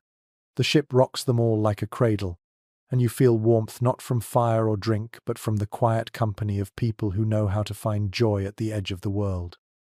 The Vikings endured because they refused to let the cold define them. They played, sang, and laughed until even the wind seemed to smile. You realize that in the sound of their laughter, there is the truest kind of heat, the kind that no storm can ever take away. The laughter fades with the dawn. What follows is silence so sharp it feels like a blade drawn across the sky. The sea turns black again, rolling in heavy swells that strike the ship with deep, deliberate rhythm.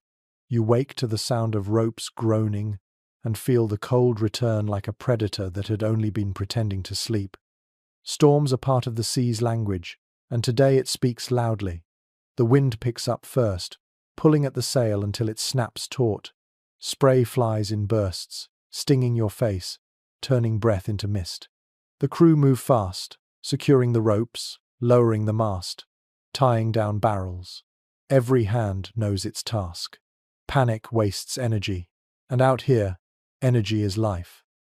Archaeological studies of shipwrecks along the Norwegian coast reveal how often these voyages ended in disaster. Fragments of hulls, broken oars and bones tell stories of storms that showed no mercy. Each wreck is a reminder that courage alone was never enough. According to an entry in an Icelandic chronicle, entire fleets sometimes vanished during winter crossings. The sea could rise without warning, swallowing ships before they could even turn toward land. You imagine the fear in that final moment. No horizon, no stars, only roaring darkness and the taste of salt in the mouth. There is disagreement among researchers about how much weather forecasting the Vikings truly understood. Some argue they could read subtle signs in cloud color or wave motion. Others think that even the best sailor could only trust instinct. What cannot be predicted must be endured. A sailor shouts something to the helmsman, his voice lost in the wind. The ship lurches sideways, and cold water rushes across the deck, soaking everything in its path. The shock steals your breath. Around you, faces remain steady, their focus absolute. You realize how discipline becomes its own kind of warmth, holding the crew together when the world around them breaks apart. Records from later Norse writings describe sailors rubbing snow on their faces during storms to stay awake. The freezing sting kept them alert. You see one man do it now, his eyes glassy with exhaustion but his movements sure. Another grips the side rail so tightly his knuckles bleed. The blood freezes almost instantly, a thin red crystal against the wood. A curious legend tells of sailors who claim to see a glowing woman walking across the water during violent seas. She was called Havfru, the sea's daughter, both protector and destroyer. Some swore she guided them home, others said she marked them for death. You search the waves, half expecting to see her. The storm has that kind of magic, where every flash of lightning feels like a living presence. Historians remain divided on whether the Vikings truly feared the sea or worshipped it. Some say they saw it as a god in its own right, beyond even Njord's reach. Others think they respected it simply as part of life, a force to be navigated, not resisted. You decide both are true. No one spends this much time in danger without learning reverence. A huge wave strikes.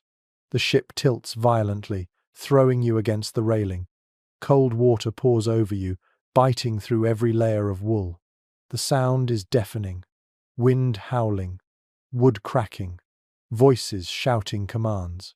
Someone grabs your arm and pulls you upright. Their grip is fierce but steady. Even in chaos, they find strength in one another. The cold becomes an ache that seeps into bone. You feel it crawl up your fingers, into your arms, toward your chest. The Vikings called this creeping death, cold fire, and once it reached the heart, no prayer could turn it back. To fight it, they move constantly, stamping their feet, shouting to stay awake. Motion means heat, stillness means surrender.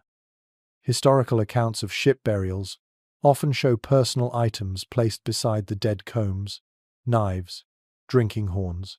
Each object spoke of life continuing beyond the body. You think about that now as the waves pound harder. To die at sea was not shameful.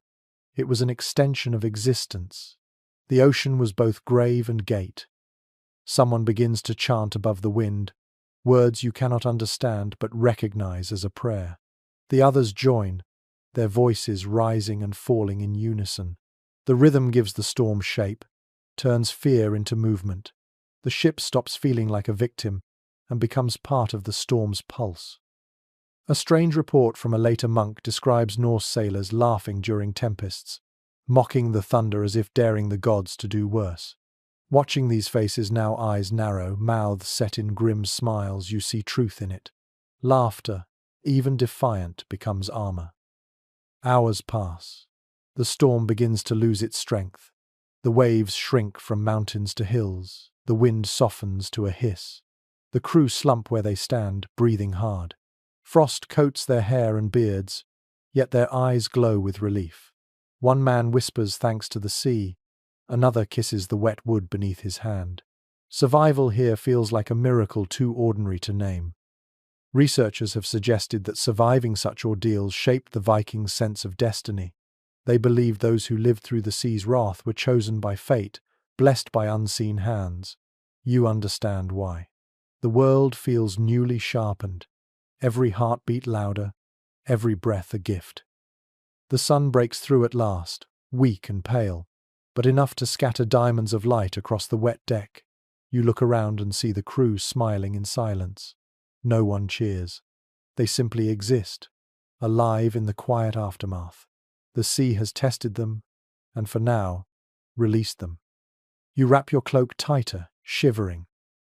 The cold remains, but inside it grows a different warmth, the kind born of surviving something that could have ended you. The ship moves onward, slower now, cutting through calmer water. The storm fades behind, leaving only memory and a deep, echoing respect. When the storm finally releases its hold, the sea seems strangely tender. The air smells clean, like snow just melted. The crew moves slowly, their bodies heavy with fatigue, but their faces lit by the quiet satisfaction of survival. You lean against the railing, feeling the ship glide on a surface that now ripples gently, the waves whispering rather than roaring. After so many days of grey and wind, the first sign of land feels unreal. It begins as a faint shadow at the edge of vision, then grows clearer, a dark line cutting across the pale horizon. Someone points, and for a moment there is only silence, followed by a cheer that bursts from every throat. Land. The word itself feels like warmth. Archaeological evidence from Norse settlements along Greenland, Iceland, and the British Isles shows how often these sailors found themselves stepping onto unfamiliar shores. Each landfall carried both relief and risk. To reach land alive meant triumph, but it also meant the challenge of survival beginning anew. According to an Icelandic saga, sailors would sometimes kneel and kiss the ground upon arrival, thanking the gods for allowing their feet to feel solid earth again. You imagine doing the same, pressing your lips to damp soil that smells of moss and salt. The scent of land after weeks of sea is overwhelming, rich and alive. Experts still debate the exact routes of Viking expansion across the North Atlantic. Some think they sailed purposefully toward new settlements, while others believe storms carried them farther than they planned. Whichever is true, each new coastline marked both an ending and a beginning. The ship drifts closer. You can see seabirds circling, their cries sharp and familiar. The crew start to prepare. Ropes coiled, sail lowered, tools checked. Even after such hardship, they move with quiet precision. Survival has become habit, not hope. As the hull scrapes against shallow water, the sound echoes through the wood. The sailors drop anchor and lower a plank to shore. The first to step onto land does not speak. He simply kneels, scooping up a handful of wet sand and letting it fall slowly through his fingers. The gesture needs no explanation. Historical texts mention that Vikings carried small bags of their homeland soil with them on voyages. When they landed on foreign shores, they sprinkled it beneath their feet before stepping off the ship. It was a way of taking a piece of home with them wherever they went, of claiming safety in the unfamiliar. You wonder if someone aboard has done the same now, quietly, without drawing attention. A curious local tale from Scotland tells of settlers who burned seaweed upon arrival to drive out evil spirits of the deep. The smell of it lingers in your mind as you watch the crew light a small fire near the shore. The smoke curls upward, mingling with the damp air, carrying both superstition and relief. Researchers remain divided on whether the Vikings saw each new land as permanent refuge or temporary camp. Some stayed for generations, building farms and families. Others left again as soon as the weather shifted, restless as the tides. The will to move forward seems woven into their bones. The crew unloads what little remains of their supplies: barrels of dried fish, bundles of wool, tools wrapped in leather. The ground beneath your boots feels unsteady after so long at sea, and the air feels thick, heavy with scents you had almost forgotten: grass, soil, pine. It is as if the land itself exhales around you, welcoming you home. A sailor kneels beside a small stream and cups water in his hands. He drinks, then laughs aloud, water spilling down his chin. The others follow, drinking greedily, their faces softening with something close to reverence. After so many weeks of salt, fresh water tastes like miracle. According to a local chronicle found centuries later, early Norse settlers would mark their landings with runes carved into stone. These carvings spoke of safe passage, of gratitude to the gods, and of remembrance for those who did not make it ashore. You find a flat rock nearby and see faint etchings on its surface. The grooves are shallow but deliberate, the marks of human hands greeting the earth. The fire on the shore grows brighter as night falls. The crew gather around it, drying their clothes, laughing softly. Someone roasts strips of meat over the flames, and the smell fills the air, rich and smoky. The warmth feels deeper than before, not just from the fire, but from being surrounded by stillness that does not move beneath your feet. No one speaks of the storm now. They speak instead of what lies ahead, whether this place will hold enough game. whether the soil will grow crops, whether the gods have guided them to a good shore. Their questions rise like sparks and vanish into the wind. The sea murmurs behind you, softer now, almost affectionate. You turn and watch it for a while, realizing how strange it feels to see it as something separate again rather than the ground beneath your life. You know that for these sailors, land is not escape from the sea, but a brief pause in its endless rhythm. You sit near the fire, watching shadows dance across the sand. The faces around you are tired, but peaceful. They have earned this warmth, every flicker of it. Tomorrow they will build shelters, explore the hills, perhaps sail onward again. But tonight, they belong to the fire and the soil and to each other. The wind cools as the stars return. You lie back, feeling the solid ground press against your body. For the first time in weeks, the world does not sway. You breathe deeply, tasting earth instead of salt, and understand why every voyage, no matter how perilous, was worth it. Landfall is not just survival, it is rebirth. The days that follow pass in a blur of sunlight, frost, and the sweet shock of stillness. The crew moves across the shore like people relearning how to live on solid ground. They gather driftwood, hunt for fresh water, mend their torn cloaks. The sound of hammering replaces the rhythm of oars, and laughter returns in small bursts. You can feel something changing in the air. Archaeological discoveries across Scandinavia and the North Atlantic show how quickly the Vikings adapted to new environments. Wherever they landed, they built with what they found. Turf, stone, and timber became homes. Even in Greenland's frozen soil, they carved warmth out of the earth. The spirit of survival that had carried them across the sea transformed into settlement. According to records from medieval chroniclers, some Vikings who reached distant shores chose never to sail again. They became farmers and traders, planting grain where none had grown before, raising sheep in valleys that had never known fences. They turned isolation into community and harshness into habit.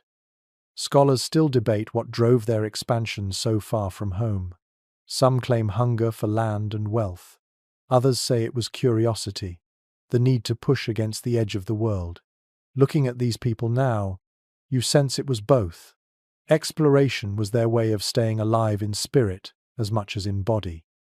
A sailor named Hilda kneels near the fire, carving runes into a piece of driftwood.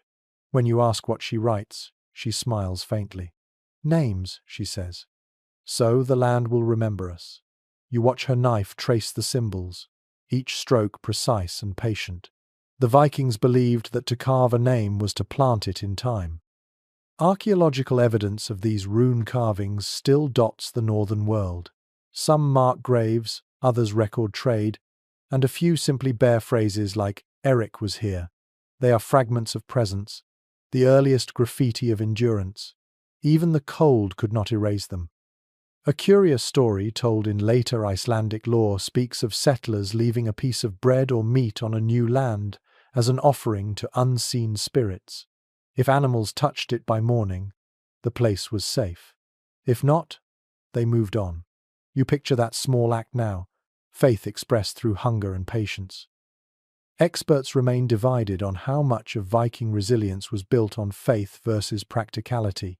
Their habits seem half spiritual, half scientific. They observed, experimented, adapted, and when something worked, it became tradition. In their world, even the smallest ritual might be the difference between life and death. The new camp grows stronger each day. Simple shelters rise, stitched from branches and hides. The sound of laughter and tools blends with the cry of gulls. It feels like the beginning of something larger. You realize that warmth is no longer just survival here, it is creation.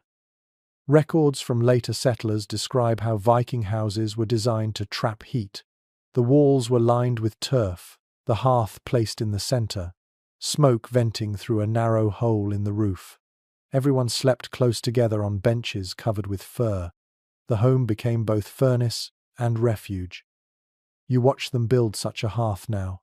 They light it carefully, feeding it with dried moss and driftwood until the first flames catch. The fire crackles, its glow reflecting in every face.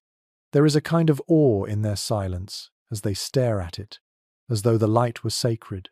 After weeks of cold, this is more than comfort, it is renewal. One of the younger sailors tells you quietly that in his village, they believed every hearth had its own spirit, called the husfreyja, who protected the household. Offerings of bread or milk were made to her at the start of each winter. He breaks a small piece of dried fish and tosses it into the flames. "So she finds us here too," he says. Researchers suggest that this reverence for fire carried deep cultural meaning. It symbolized life itself, a living link between ancestors and the living. To keep the flame burning was to honor every soul who had once survived the same darkness. Night settles slowly over the new settlement. The fire glows inside a half-built hut, throwing golden light through cracks in the walls. The air outside is cold enough to sting, but inside it feels soft and alive. Someone plays a low tune on a bone flute. The sound mixes with the crackle of fire until it feels like the earth itself is breathing. A strange comfort fills you as you sit there. You realize that the Vikings' strength was not only their courage at sea, but their ability to build warmth wherever they landed. They carried the habits of survival with them, like invisible tools, songs, crafts, rituals, laughter, and turned each new land into home. Historians now speak of how these settlements shaped the modern North. The Norse way of life, born in frost, laid the foundation for communities that still endure across Iceland, Norway, and Greenland. The people here did not merely conquer the cold, they learned to live within it. As you step outside, the stars shine bright and close, and the sea hums softly in the distance. Behind you, the fire burns steady, the same ancient glow that lit 1,000 journeys before. The wind brushes your face, sharp but familiar, and you understand something profound. The cold is not an enemy to be defeated. It is part of the story, the background against which human endurance shines brightest. The Vikings have given the world that lesson. They showed that warmth is not given, it is made. Out of wood and will, out of laughter and fear, out of the unbreakable desire to keep living, even when the night lasts forever. You turn back toward the light of the hearth, glowing like a small sun in the frozen dark, and feel what they must have felt every time they built anew, the deep, quiet pride of those who refuse to be undone by the cold. The winter deepens. Frost paints the edges of the new huts in delicate lace, and the morning air bites like sharpened glass. Yet the camp no longer feels desperate. Smoke rises from the hearths, curling gently into the white sky. The sound of chopping wood mixes with laughter. The Vikings have found balance again, turning wilderness into routine. Archaeological evidence from settlements such as Lonsor Meadows in Newfoundland shows traces of iron smelting, workshops, and domestic hearths. These remains prove that even on the edge of the known world, they carried civilization with them. The fire that once burned inside longships now glowed within homes, a steady answer to the endless cold. According to a local saga fragment, settlers would gather every evening to share tales of their homeland. The stories were both memory and magic, reminders that life continued beyond the horizon. You watch a group do that now, faces warm with firelight, eyes reflecting flames as they speak softly of places far away. There is still disagreement among scholars about how long such colonies lasted before fading. Some think they disappeared quickly under harsh winters. Others believe they survived for generations, their people blending into new cultures.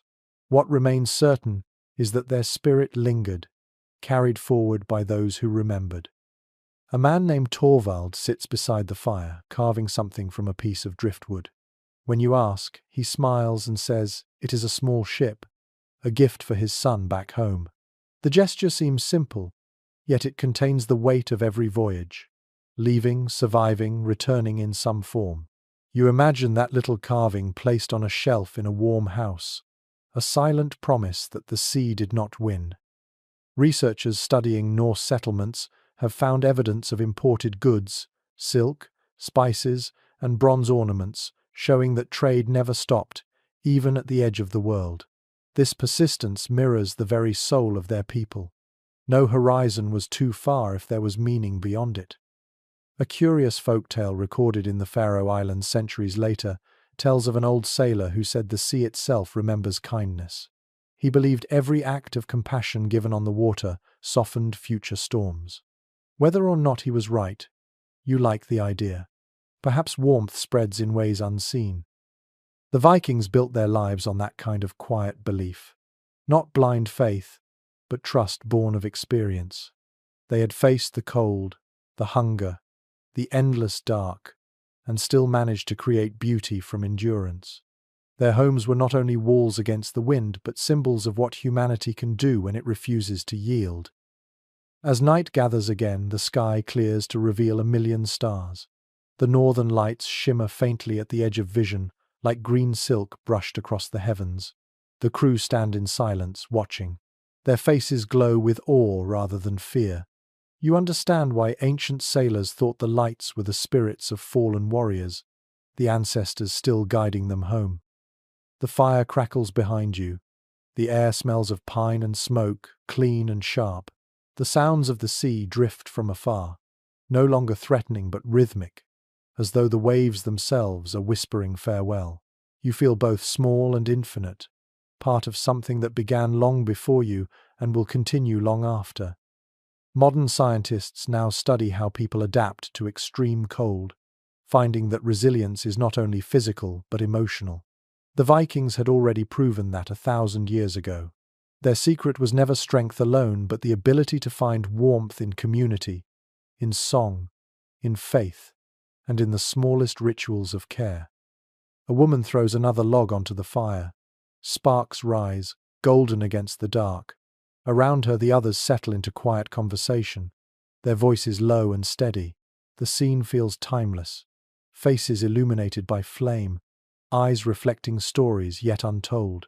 You realize that this is what survival truly looks like, not a battle against nature, but a dialogue with it.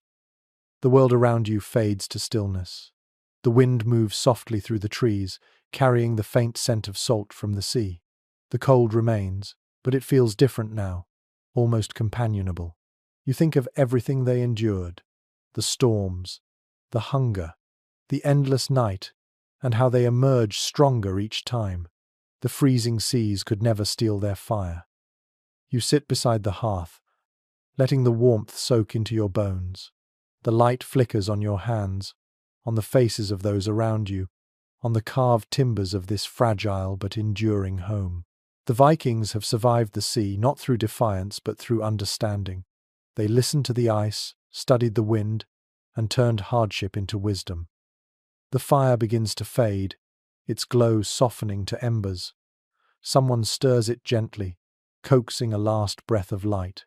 You close your eyes, hearing the sea's slow rhythm beyond the shore.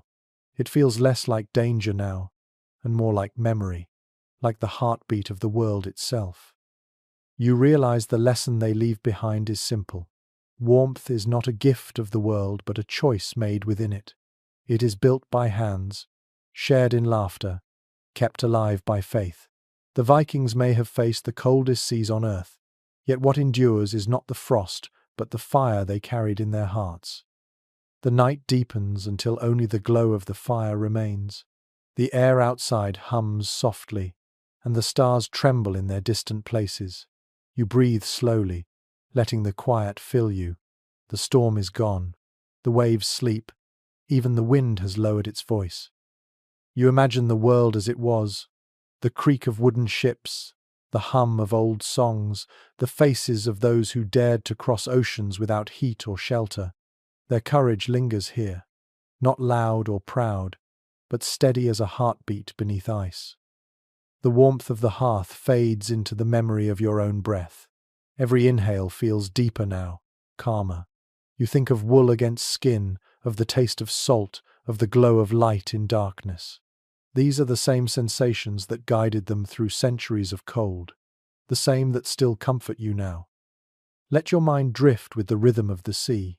Each wave carries away the noise of the day. Each breath brings you closer to rest. The Vikings are home, and so are you. The fire sighs one last time. A soft embers whisper. You feel the peace that follows, the kind that settles gently, like snow on quiet earth. The stars above seem to lean closer, wrapping the night in silver calm. You are safe. You are warm. The sea, for all its coldness, has carried you here, to stillness, to silence, to sleep. Sweet dreams.